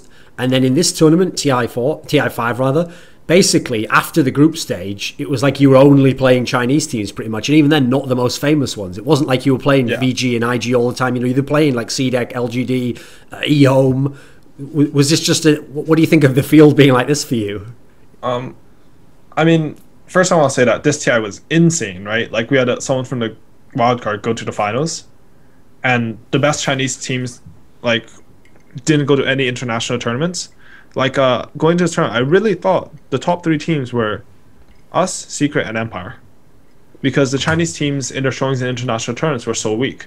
And Vici stepped their game up during TI, but like even at ESL and everything, like they weren't very strong, or at like Summit or whatever.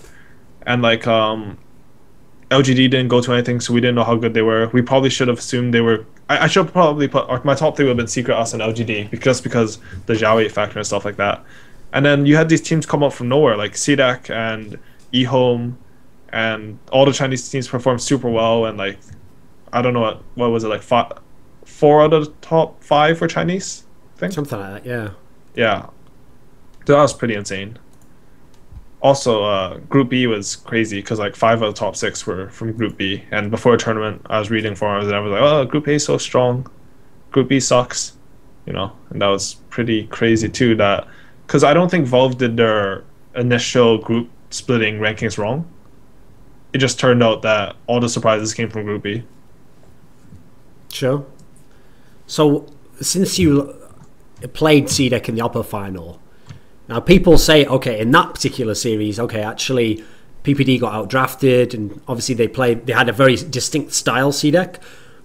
Was there something about the upper final loss that contributed to being able to win the final?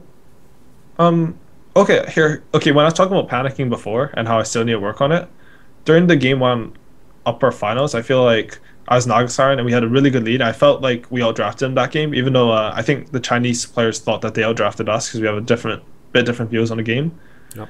But like when people sort of stopped listening to what I wanted at that game when I was making calls and stuff, and I sort of got annoyed at that, and like I was saying like you guys have to do this, and like I was like you can sort of tell my voice when I get panicked, I guess, and it throws people off. And like, and then after the game, game 2 was just we were all on tilt, not just because of my panicking, I hope, but like we just lost in a really bad way, and then we got super outdrafted, but after that, it really helped us that we lost like that, because we learned a lot from it, and like how to draft, and like we looked at CDEC more after that, and we realized why they're really strong, and we realized what we could do against it. So yeah, losing to them helped us a ton. Obviously, it'd be ridiculous for anyone to suggest they really thought CDEC would like place really highly, etc. But from seeing how they played in this tournament, and when you knew as the tournament's getting down to sort of like last 6 teams, okay, we're going to have to face them at least once probably in this tournament if we're going all to the finals. What were you really thinking of them as a team? Because if you remember, at this tournament, this international, one of the best players at this international was actually Maybe on LGD. Well, the whole thing about CDEC is that used to basically be like that was like the farm team or whatever that they put on him, he was on, and they like built it around him, right? And then he's not even on that team anymore. So what did you really know about CDEC at this point? I mean, we should have known more about them, just because they were doing pretty well in Chinese tournaments before the event. Like they almost beat LGD, and like they were really close, and they were basically like the Cloud9 of China because they got a bunch of seconds. But after our group stage, okay, let me put it this way: before group stages started, we scrimmed CDEC, we scrimmed MVP Phoenix, and we scrimmed Vega. We scrimmed Vega in our boot camp. Those are 3 teams that we scrimmed around that time, and we thought that CDEC wasn't going to make it through the wildcard. What were their we problems? Thought that MVP was going to win, and that Vega was going to come second, or CDEC might come second. But we thought MVP was better than them. And throughout the group stages, they just started crushing everyone. And the thing with CDEC is they figured out a strat, and then they made everyone play to their strat. And they took Dire, they invaded the enemy jungle, they broke it, got wards down there, and then they played their game. And they played it really well. Like I'm not giving them enough credit here, but I feel like I'm inclined to say right now that it felt a bit fluky from them, and I don't want to say that in a way like they didn't deserve it, but I'm saying like if that tournament happened again, I feel like it's just as likely that not that they wouldn't do as well. Or if we were to replay the tournament now, I don't think CDEC would be top 2. Do you think that there were certain, okay, in that case, maybe instead of fluky, like fortuitous, like everything aligned? Yeah, okay. like that's a good way to put it. Like they had their strat, and that strat became the meta for a tournament for the majority of the teams, and they had already practiced that strat and played that strat so much so they were the best at it. Were there any, like, for example, do you think there were teams that if they'd have faced this team at like a different point in the bracket or something, or one that they didn't play, that would have gotten their number, would have figured out how to beat them? Was there someone else in the tournament? Like if they played Vici or something? I'm not sure because I don't know how other teams analyze their losses or look at it, but I think it definitely would have helped. Because one of the things about CDEC is that they played like the same style the entire tournament, and I feel like no one but us figured them out, even though other teams had a lot of chances to play them, and we didn't even figure them out until after we lost to them in winners. So I guess the answer is like I should assume that other teams are just as good at us at figuring that out, and yes, if they had played them in the winners and then again, they would have done a lot better. So it seems like the last couple of TIs, there's been a famous trend where the one or two teams earlier in the year who were stomping or even the most dominant. So I'm thinking in the past, obviously in 2014, the obvious ones were DK with the monsters early, and then IG had the summer that they looked really good. And then this year, you had obviously Secret winning the 4 lands in a row, and then just before them, Vici had looked pretty good.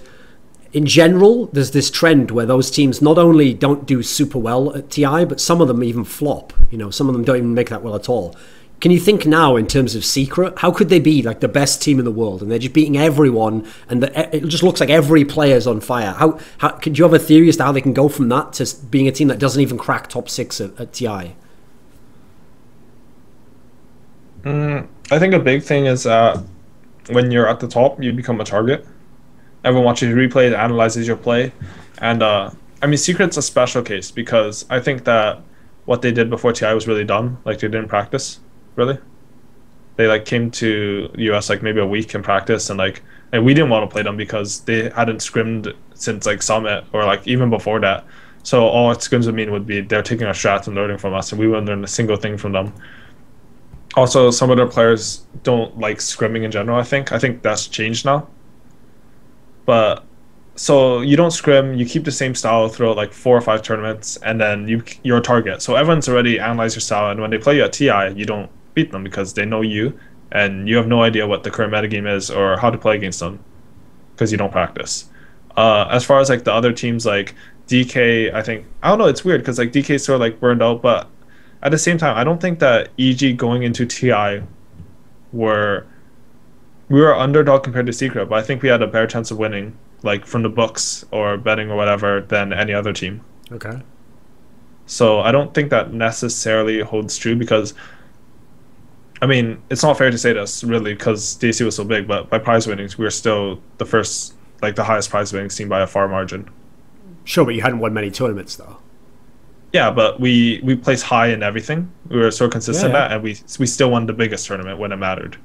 Okay. So like, and it is unfair because that was the earliest one, but like, I don't think anyone was like, EG has no chance to win this tournament, except for the Secret fans, So okay, if an outsider just heard that last answer you gave about Secret, their mind's going to be blown, okay, because they're going to, the way it's always presented, and you kind of said it yourself here, like to you, it's not that big a deal to have not won the other tournaments because to you, like, DAC was the big tournament, and teams don't take the smaller ones as important and stuff, and they try, but it's not, you don't go to the death, I shouldn't have said that too though. Like you don't go to death. Like for the later ones, like ES we were trying. Okay, like, sure, but I mean, and they were just better than us. Every LAN can't be as important as TI and DAC. Okay, that's sure. That's understandable. Sorry, I don't mean to cut you off so much. It's also just like the format of the tournament, right?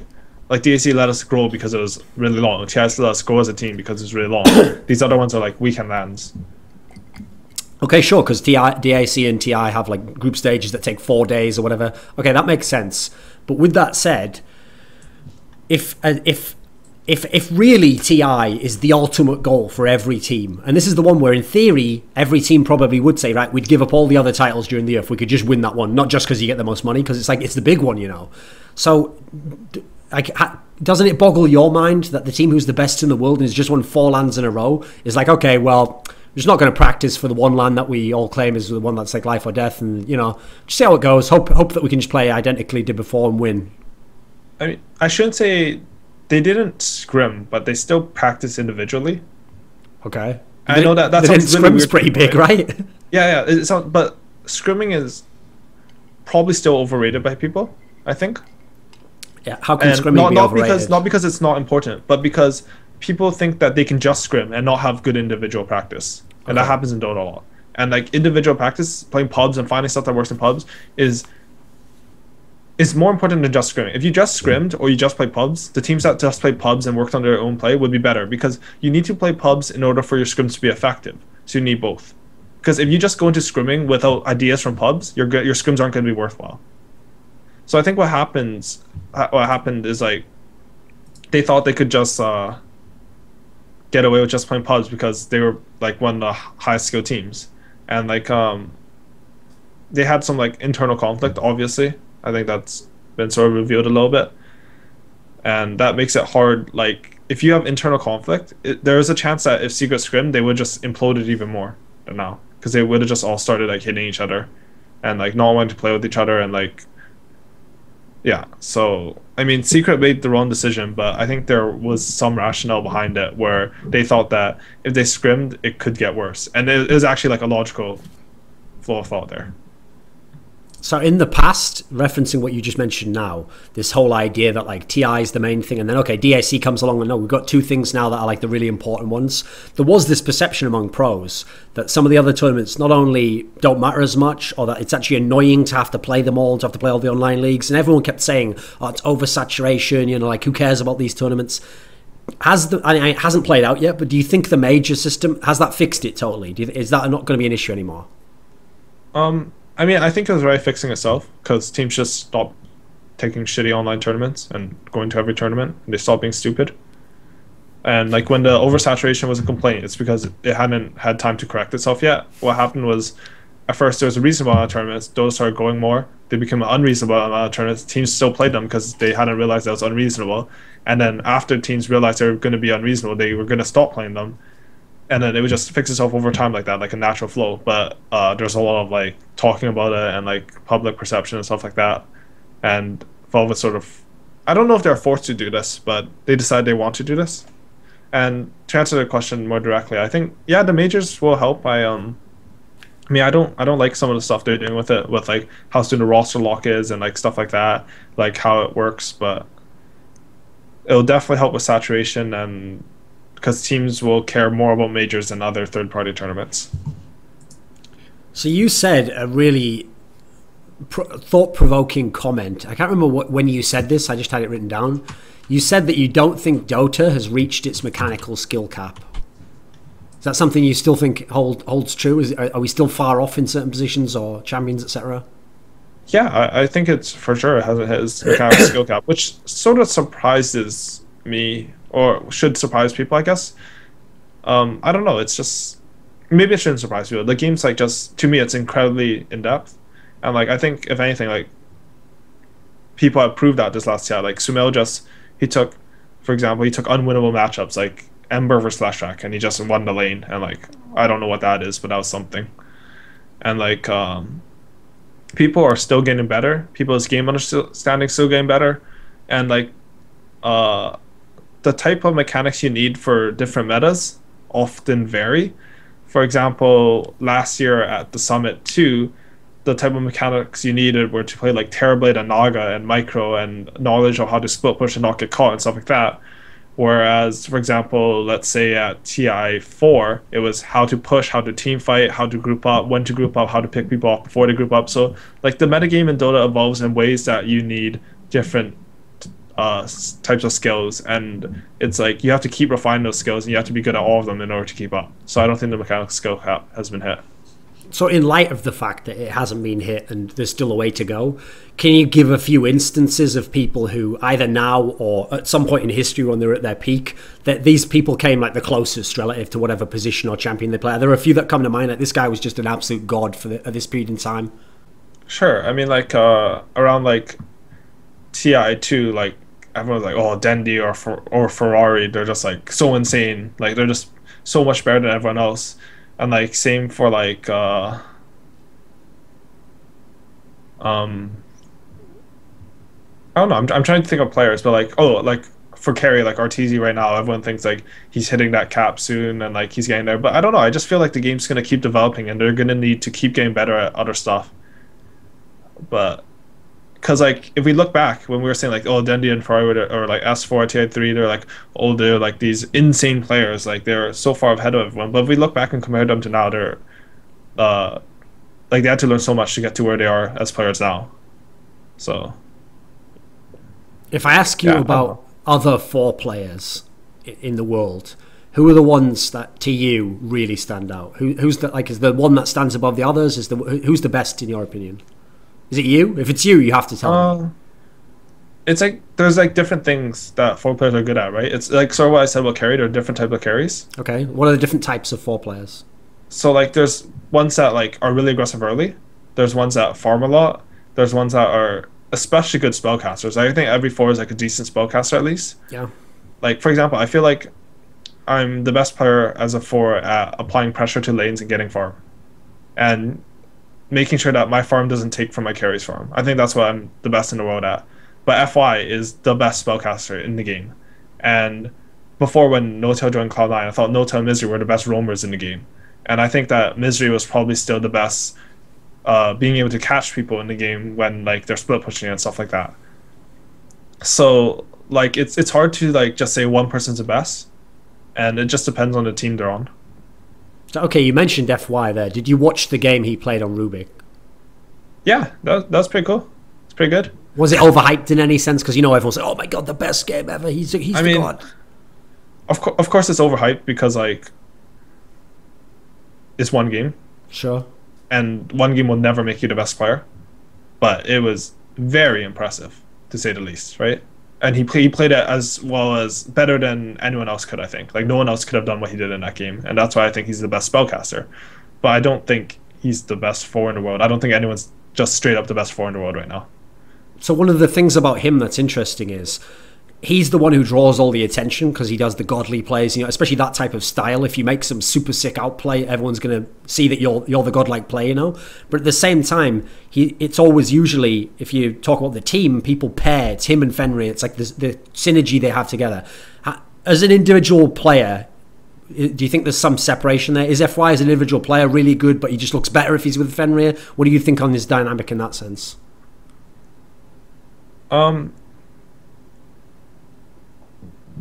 I've never like those two have that reputation because they move around together a lot. Like they, for example, at DAC, those two like killed Sumel like 4 times in like the first 5 minutes before he made a comeback on Storm, and then he went ham. And they get that reputation because they like smoke us too and move around and get kills and do stuff together. But like, I don't actually think that's good. And like it's like how different players play. Like I've never been. I don't think it's because I can't, but I've never wanted to be part of a support duo who did something like that. So I think it's mostly on the individual player more than the duo. But at the same time, like the duo obviously lets you each player perform, and that's not just the duo; that's the entire team. Like I could not be a farming support if when we came up with on C9, if Envy wouldn't let me farm or give me space or stuff like that. So I don't think it's just duo. I think it's the whole team, and I think it's a lot on the individual. So obviously Xiao was a player at this last TI who was making all the headlines because his team weren't necessarily expected to be one of the best, but they made it so deep in the tournament. And he's one of the few people who was like a holdover from the great teams in the past. Do you actually think, just as a 4 player, is he legitimately like one of the absolute best in the world? Because obviously there's a component where he's like the captain and he's got the experience in it. Is it like decision making? Is it skills? What is it with him, do you think? I have trouble judging. Is judging the right word? Yeah, judging the Chinese players, how good they are and stuff, just because like I can never hear them communicate and I can never like see them at LAN. Okay. And like, I mean, LGD going into turn, I think they're expected to do really well, like top 3.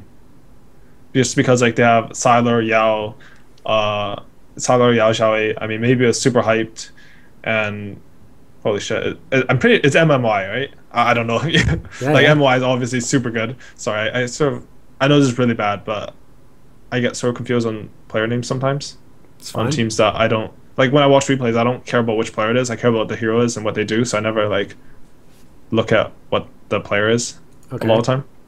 I know that's probably bad. I mean, it's the same thing in real life for me. I can never remember names. But yeah, I mean, obviously, Xiaowei has qualities about him that make him, like, people call him the best player in China. And he's, like, playing from the offlane and support. So clearly, he's one of the best leaders. But it's hard for me to say that because I haven't played with him. I haven't heard him. I can't understand him. So let me ask you to speculate for a minute. Since you played with Arteezy at that MLG that you won, where he was in the 2 position, and then in EG, the lineup before the one you were in, obviously he was like the star in that team, and he was considered one of the absolute best. But then in Secret, he switched up his position a little bit to play along with S4, and now coming back, in theory again, he's going to have to be in a different position from what people traditionally think is maybe his strength. Like, some people say he should just be the solo mid. What do you think on this? Can he be the absolute best if he's not?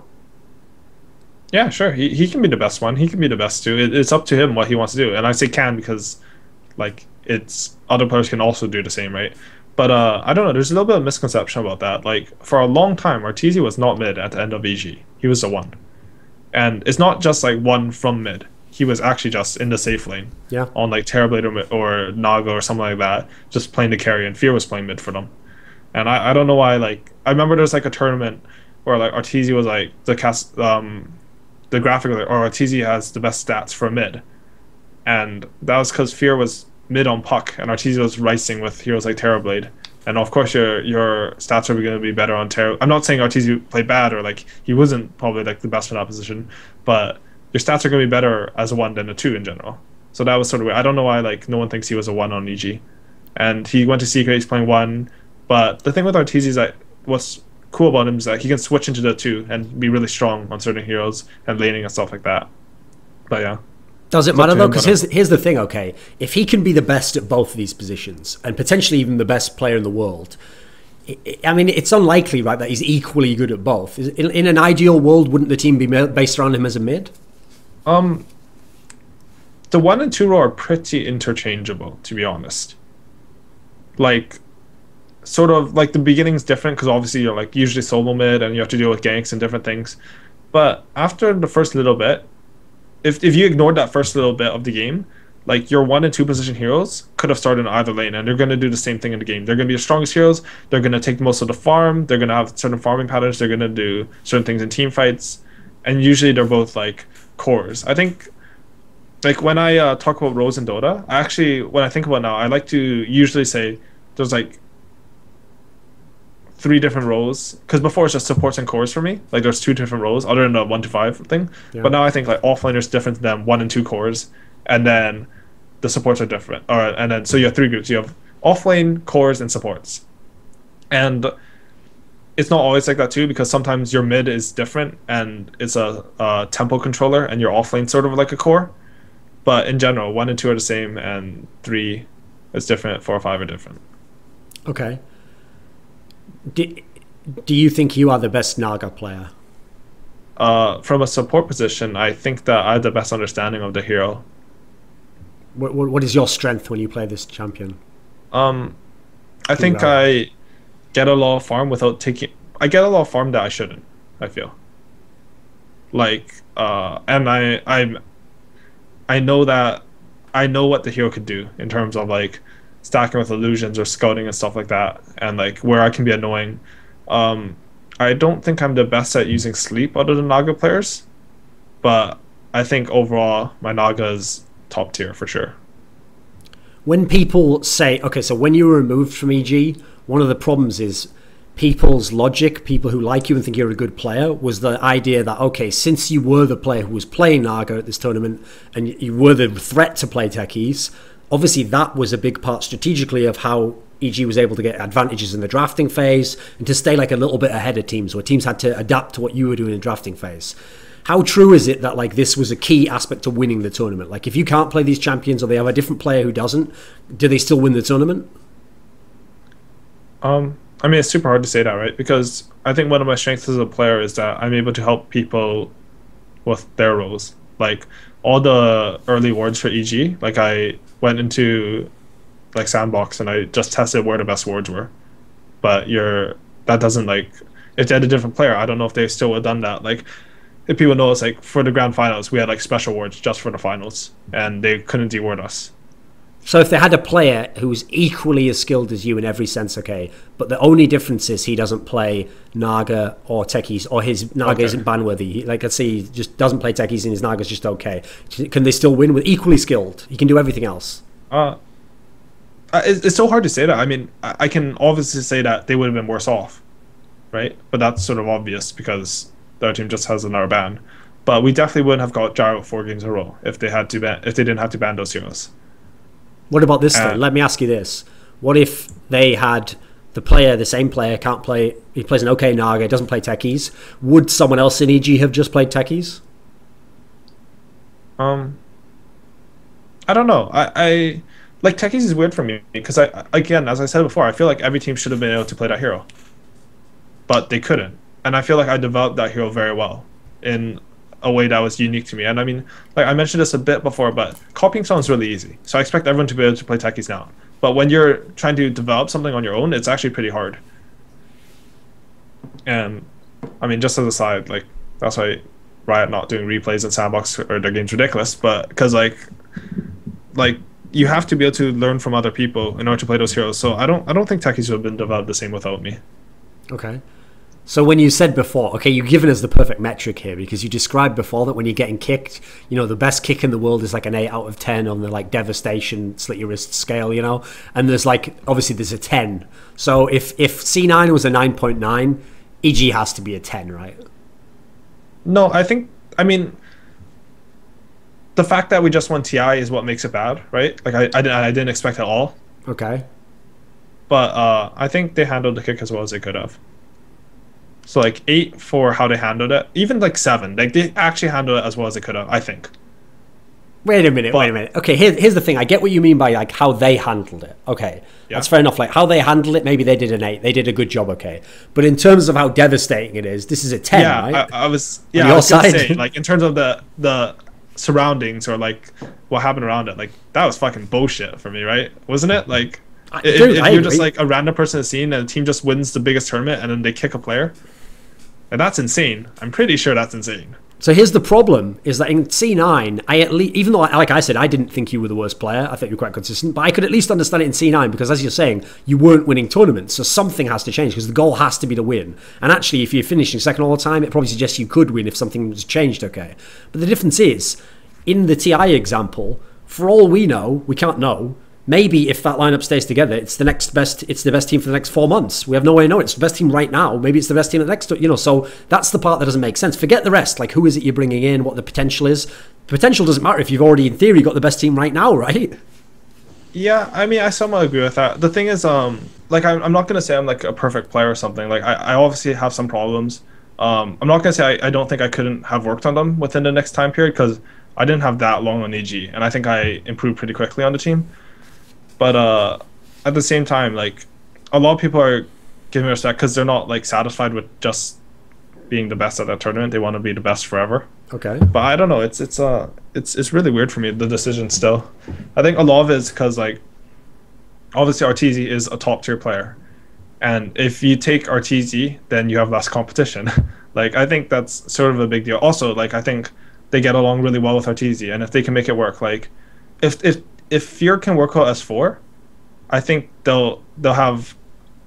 Okay, let me say it this way. I think they have the best players on 4 positions in the world, and the only one who I'm not sure of is Fear. But I'm sure that Fear can play 4. I can't say he's the best yet because I haven't seen him play, obviously. And I fully expect EG to win the next major right now. Like that's how I expect. I think it'll take a while before teams can catch up to them. Okay, but the problem with how you set it up there is that you've been way too fair to EG. So you've made it sound like, okay, think of it this way. So let's imagine if we're EG, we want to get Arteezy because he's fucking amazing. So we get Arteezy, he's a sick player. So we're going to put him in. Okay, he's going to go to 1 position. Sumail's going to play 2 still. Okay, we've got Arteezy now. Now at no point in time in our hypothetical, where I haven't included like what people think of people personally or who has better relationship with the org, I'm ignoring all that. In our like GM mode that we're thinking of the team now, okay, we've got Arteezy, cool. Now, our best support player, well, that's obviously AUI, so keeping him, yeah, no problem there. We've got the lineup, right? We've got Arteezy, Sumail, Universe, AUI, and PPD. There we go, best team. We've got it. We did the trade, no problem, right? I just want to say a couple things. Management didn't know about the kick before it happened. They did? At all. They did didn't. not. Okay. No, they were like, "What's happening?" too. And if everything works out perfectly for them, I think Fear is a better fit for the team than me, because Fear is way more calm, and you need someone like Fear to help the team if you have people like Sumail and Arteezy who are less calm. And while I'm working on becoming more calm, I'm not like Fear at all. And I think that's Fear's biggest strength, is that not only is he calm, he makes everyone else calm and able to play their best. Okay. So if Fear works out as 4, that's better for them, I think. And also Arteezy, I don't think Arteezy would have joined if Fear was going to be kicked. So no, yeah, what you're saying there is actually a very pertinent deal, because that's what Arteezy himself essentially said. He was only going to join if Fear was there. Yeah. So okay, that's true. Understanding that context, that's the real world of what happened. Like, these are the real decisions that molded the move. But the biggest thing is Arteezy wanted to come. They wanted Arteezy, and he didn't want Fear to be kicked, so I was going to be kicked. Right? That's just straight up what the deal is. But what I'm essentially saying is, if we have the same players and we don't have these real world contingencies like you're mentioning now, like Fear's role within the team, and he's been there for so long and people think he's great, etc. Arteezy only wants to play with Fear. If we ignore that, if we just look at the team, I mean, at the moment, I don't think anyone can say that Fear's definitely going to be as good as AUI. Like, sure. Yeah, he has. Obviously, he's got a great reputation for a super versatile player, so many champions. But you were very good right now. Yeah, at the same time, it's like looking at a situation without context, right? Like, it's easy to make a decision off that, but you won't be getting the full picture. And yeah, right now, Fear's not as good as me. I can say that 100%. But he might learn to be as good as me. He might become better than me. And they're taking a risk. And the last time they took a risk, they took Sumail, and now he's the best mid in the world. So, like, you take risks when you want to be the best, I think. Like, for example, okay, I would say, on my new team, I have a completely new player. He's never played a real competitive game, I think. Okay. And I want him to be captain. I want him to be like the in-game leader and captain and drafter. So, okay. Like, you take risks, and sometimes they pay off, sometimes they don't. And that's just, I think that's just how life is, and that's how you get to be on top. If you're someone who can be critical of teammates, I mean, I remember I referenced before when you and Lodo were going backwards and forwards where he criticized your casting and you were like sort of replying like, you know, you weren't someone who just took it lying down. Okay, you were willing to kind of give back a little bit. Okay, it sounds like you're quite a reflective person. You can deal with what happens in life, placing second, getting kicked or whatever. Does it really never get to you? Like, for example, listen, I'm obviously not a person like you, okay, but there's a part of me where part of the reason I kind of do like to shit talk a bit is because it is a bit satisfying, you know. Like, if I was, okay, let's imagine if I was you and the same exact things happened in my life. Okay, I wouldn't really shit talk, like I wouldn't really hate someone, you know. I'd get over it and I'd get over the fact I was kicked from C9. But there's a part of me would be really tempted after I win TI to be like, you know, like, thanks Envy, like your kick was really awesome, mate. Like, cheers. It all worked out for everyone, you know. We all got better teams and stuff. Like, I'd kind of fuck with it. I'd needle him a little bit. Do you never feel any temptation to do that? And my general idea is that pro players get enough hate as it is, and like sometimes I hate the fans, but sometimes I really love them, and like I've gotten a lot of support through this, and like people just message me on Twitter and Facebook and stuff like that, and it actually helps a lot.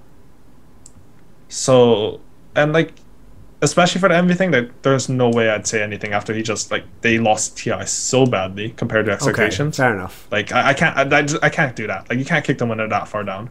Like, if they came second and we beat them in finals, I'm like, suck it, you know? But they didn't. Okay, but even so, you once said in an interview that, like, basically, if you're losing, like, when you were coming second, the part of you, like, almost hates EG then. Well, if not hates it, you're just like, oh, fuck, do they have to win? Like, it just pisses you off a bit, you know? So it's likewise when Secret was winning now. Isn't there a part of you in reverse then, that when C9 ultimately does bomb is sort of like, that's a shame, but you sort of enjoy it a little bit inside? Satisfying. It's super satisfying. Like, when I was watching C9 lose, it was really fun, right? That's just how it is. Okay. I think it didn't even have to be C9. If I was just watching, okay, let me put it this way: I like Secret. I like the players as people. There's nothing better than watching them lose for me. Like, or it's up there because they're your competitors. Like, it's just fun. But like, it's not like because you hate them or anything. Like, I even don't hate EG now. Like, would I love it if EG started losing? Yeah, it'd be great to watch, but it wouldn't because I hate them as people. It's just because I'm a competitive person, and if they're losing, then I'm probably gonna be winning. If I'm losing and they're losing, it still sucks for me. I wouldn't care if they're losing too. Okay, ignoring like just the competitive aspect, beyond the fact that you want to succeed as well and they're a top team, do you want to specifically crush EG? Do you want to get revenge? Do you want to wreck them? Of course, but I think that's just as much to do with the fact that they're the best. You said ignore the competitive aspect. Okay. Yeah, I want to beat them, but I'm not gonna be all crazy and be like right now. I still think they're the best in the world, so I'm not expecting them to not win. I expect them to win the next major, right now, and I expect to be able to challenge them there, and for the next one, maybe even try to get better than them. But as I said, like I have a new player coming in that's completely new competitive scene. I think it'll be a long learning process, and it'll take a while for teams to catch up to EG. So I often like to end my interviews on a hypothetical question, okay? And usually there's supposed to be like a fun component to it. And because it's hypothetical, you know, there's no reason for there to be any drama because it's not meant to be real, okay? So here's my scenario I've got for you. What we're going to do is I'm going to take you out of this dimension, this universe. I'm going to drop you into an alternate timeline. And in the alternate timeline, everything that happened up to today was identical, except that after TI5, the NA and Western regions had their own like post TI4 China like destruction where all the teams imploded and all the players just go to shit and no one knows who's going to retire, who's going to play. Like some people say they're done, some people you're waiting to see if they join a new team. And what happens is there's a big tournament coming up, so we'll say it's the big major, okay? And so for this, like I get to pick. You're going to get to pick your own big god style scenario. So everyone in theory is free from teams and maybe going to retire. So you're just going to make a tournament like a one-off team of Western players. It has to be Westerners, and you're going to make your own little big god team. What would you make right now of whoever's available in the West? I mean, I think I said that I thought EG had the best players on each position right now. So. And I think but EG's broken up, okay, so you're not necessarily going to have all those players together. I actually think they're the best players on those positions, like 5 PPD, 3 Universe, 2 Sumail, and then I thought I could be the best as 4 on the team. I'm not sure because it's hard to judge that on yourself, and I thought that Fear actually fit with us better than like Arteezy or Envy would, or like the other top carries. Wait a minute, I actually thought that if we were to go into the next tournament, I would want to play with ODG because we were tried and proven to be the best, and I like playing with that team a lot. Okay, so the problem with that is that's as a team. Like, okay, as a team, I could believe maybe these players all fit together. Individual skill? Like, come on, you're not going to tell me Fear's better than Arteezy at 1. The thing is, like, he makes your team better, too. Okay, like, but as a player... Like, the thing is, like, I don't know if... Like, the biggest thing right now is... Or the biggest thing I should say is, like, I don't know if I work on a team with me, Arteezy, and Sumail. Okay. Like, those 2 players together. But okay, that's the problem. You know, that's what's good about this scenario. It's not you're not going to be in the team forever. Okay, it's like the one last heist that the bank robbers have to make. You know, like I think it matters for the tournament. Okay. Like you can't just like people keep trying to do this superstar shit in like every single video game, and like it just never works. Like I mean, it sort of works like when you develop into superstars on the same team, but like you can't just pull the 5 mechanically high skill tournaments. Even if you just put them in a random tournament for that one tournament, that's all they have to play. They're not going to be the best. Okay, so here's the thing. When you said that, I think you made a really pertinent point there, which is that here's the thing. You could have the 5 best players in the world, but it usually happens this way. Like they all become the 5 best within that team. Like they develop from playing with this guy, and so he's then the best, etc. It's very rare that you could get the 5 best, for example, from separate teams. And even if they were in an objective sense as much as you could be the best at their role, if you then put those 5 together, it's super unlikely they would be the best team, okay? So saying that, in that scenario, is it too much to apply this to Secret and say that's part of the problem of what Secret tried to do? Because all those players individually at different times in their careers were absolute beasts, you know, all their positions, but together, okay, even if they were the best for a period of time, it's like they never could have been like the best for a whole year or something. Sure, and I mean, one of the problems is like superstars have egos, right? And clashing ideas, and they won't be able to talk to each other and work as a team. And I just want to say, because people are going to be like, oh, I'm all like whining about not being on EG anymore, but like, I think they're the best right now, but I don't think they'll be the best forever, obviously. Like, that's just like, the question was like for a tournament, like right now, right? So, like, they just won TI. There's a 5-player, like, the question sort of, like, if I think about it, it's like, just after TI, what players would you want to play with? And my answer is basically just the team that won TI. Fair enough. Because after you win TI, you're the best. That's how I think it works. Okay, let me ask you, in that case, that wasn't such a... Listen, that had some really salient points in it, and you made a lot of interesting points about Dota as a game, but it wasn't that awesome as an answer, because you basically just said the old EG players. So let me ask you a different version of that question then. I can't have EG players. So I'm going to put you in a different timeline, but this time Okay. what I'm going to change is, it's the same timeline we're in now. You're just going to join an existing team as the 4-player, right? But what I'm going to do is, you can now speak and understand Chinese. So... is there a Chinese team that if we put you in as the 4 and you can speak and understand Chinese, just the style of the team you think, oh, that's a really cool style, or I'd love to play with this sick player here, is the one that would stick out that you'd like to join? I mean, are you saying I can't join Western teams, just Chinese teams? Just for the sake of the question, yeah. Which Chinese team would you want to join? Who would be a good fit for you?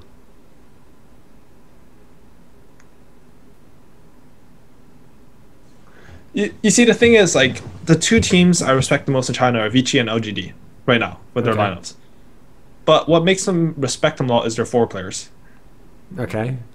So, like... okay, then here's the thing then. If you can't join those ones because they've got the players at 4, let me put it this way, okay? Most people look at IG and they're like, oh my God, Burning was like one of the greatest of all time. Ferrari was so sick a couple of years ago. What they're maybe they're a team that actually lack really sick supports, you know. So if we put you on IG tomorrow and you can speak Chinese, would that be a good team?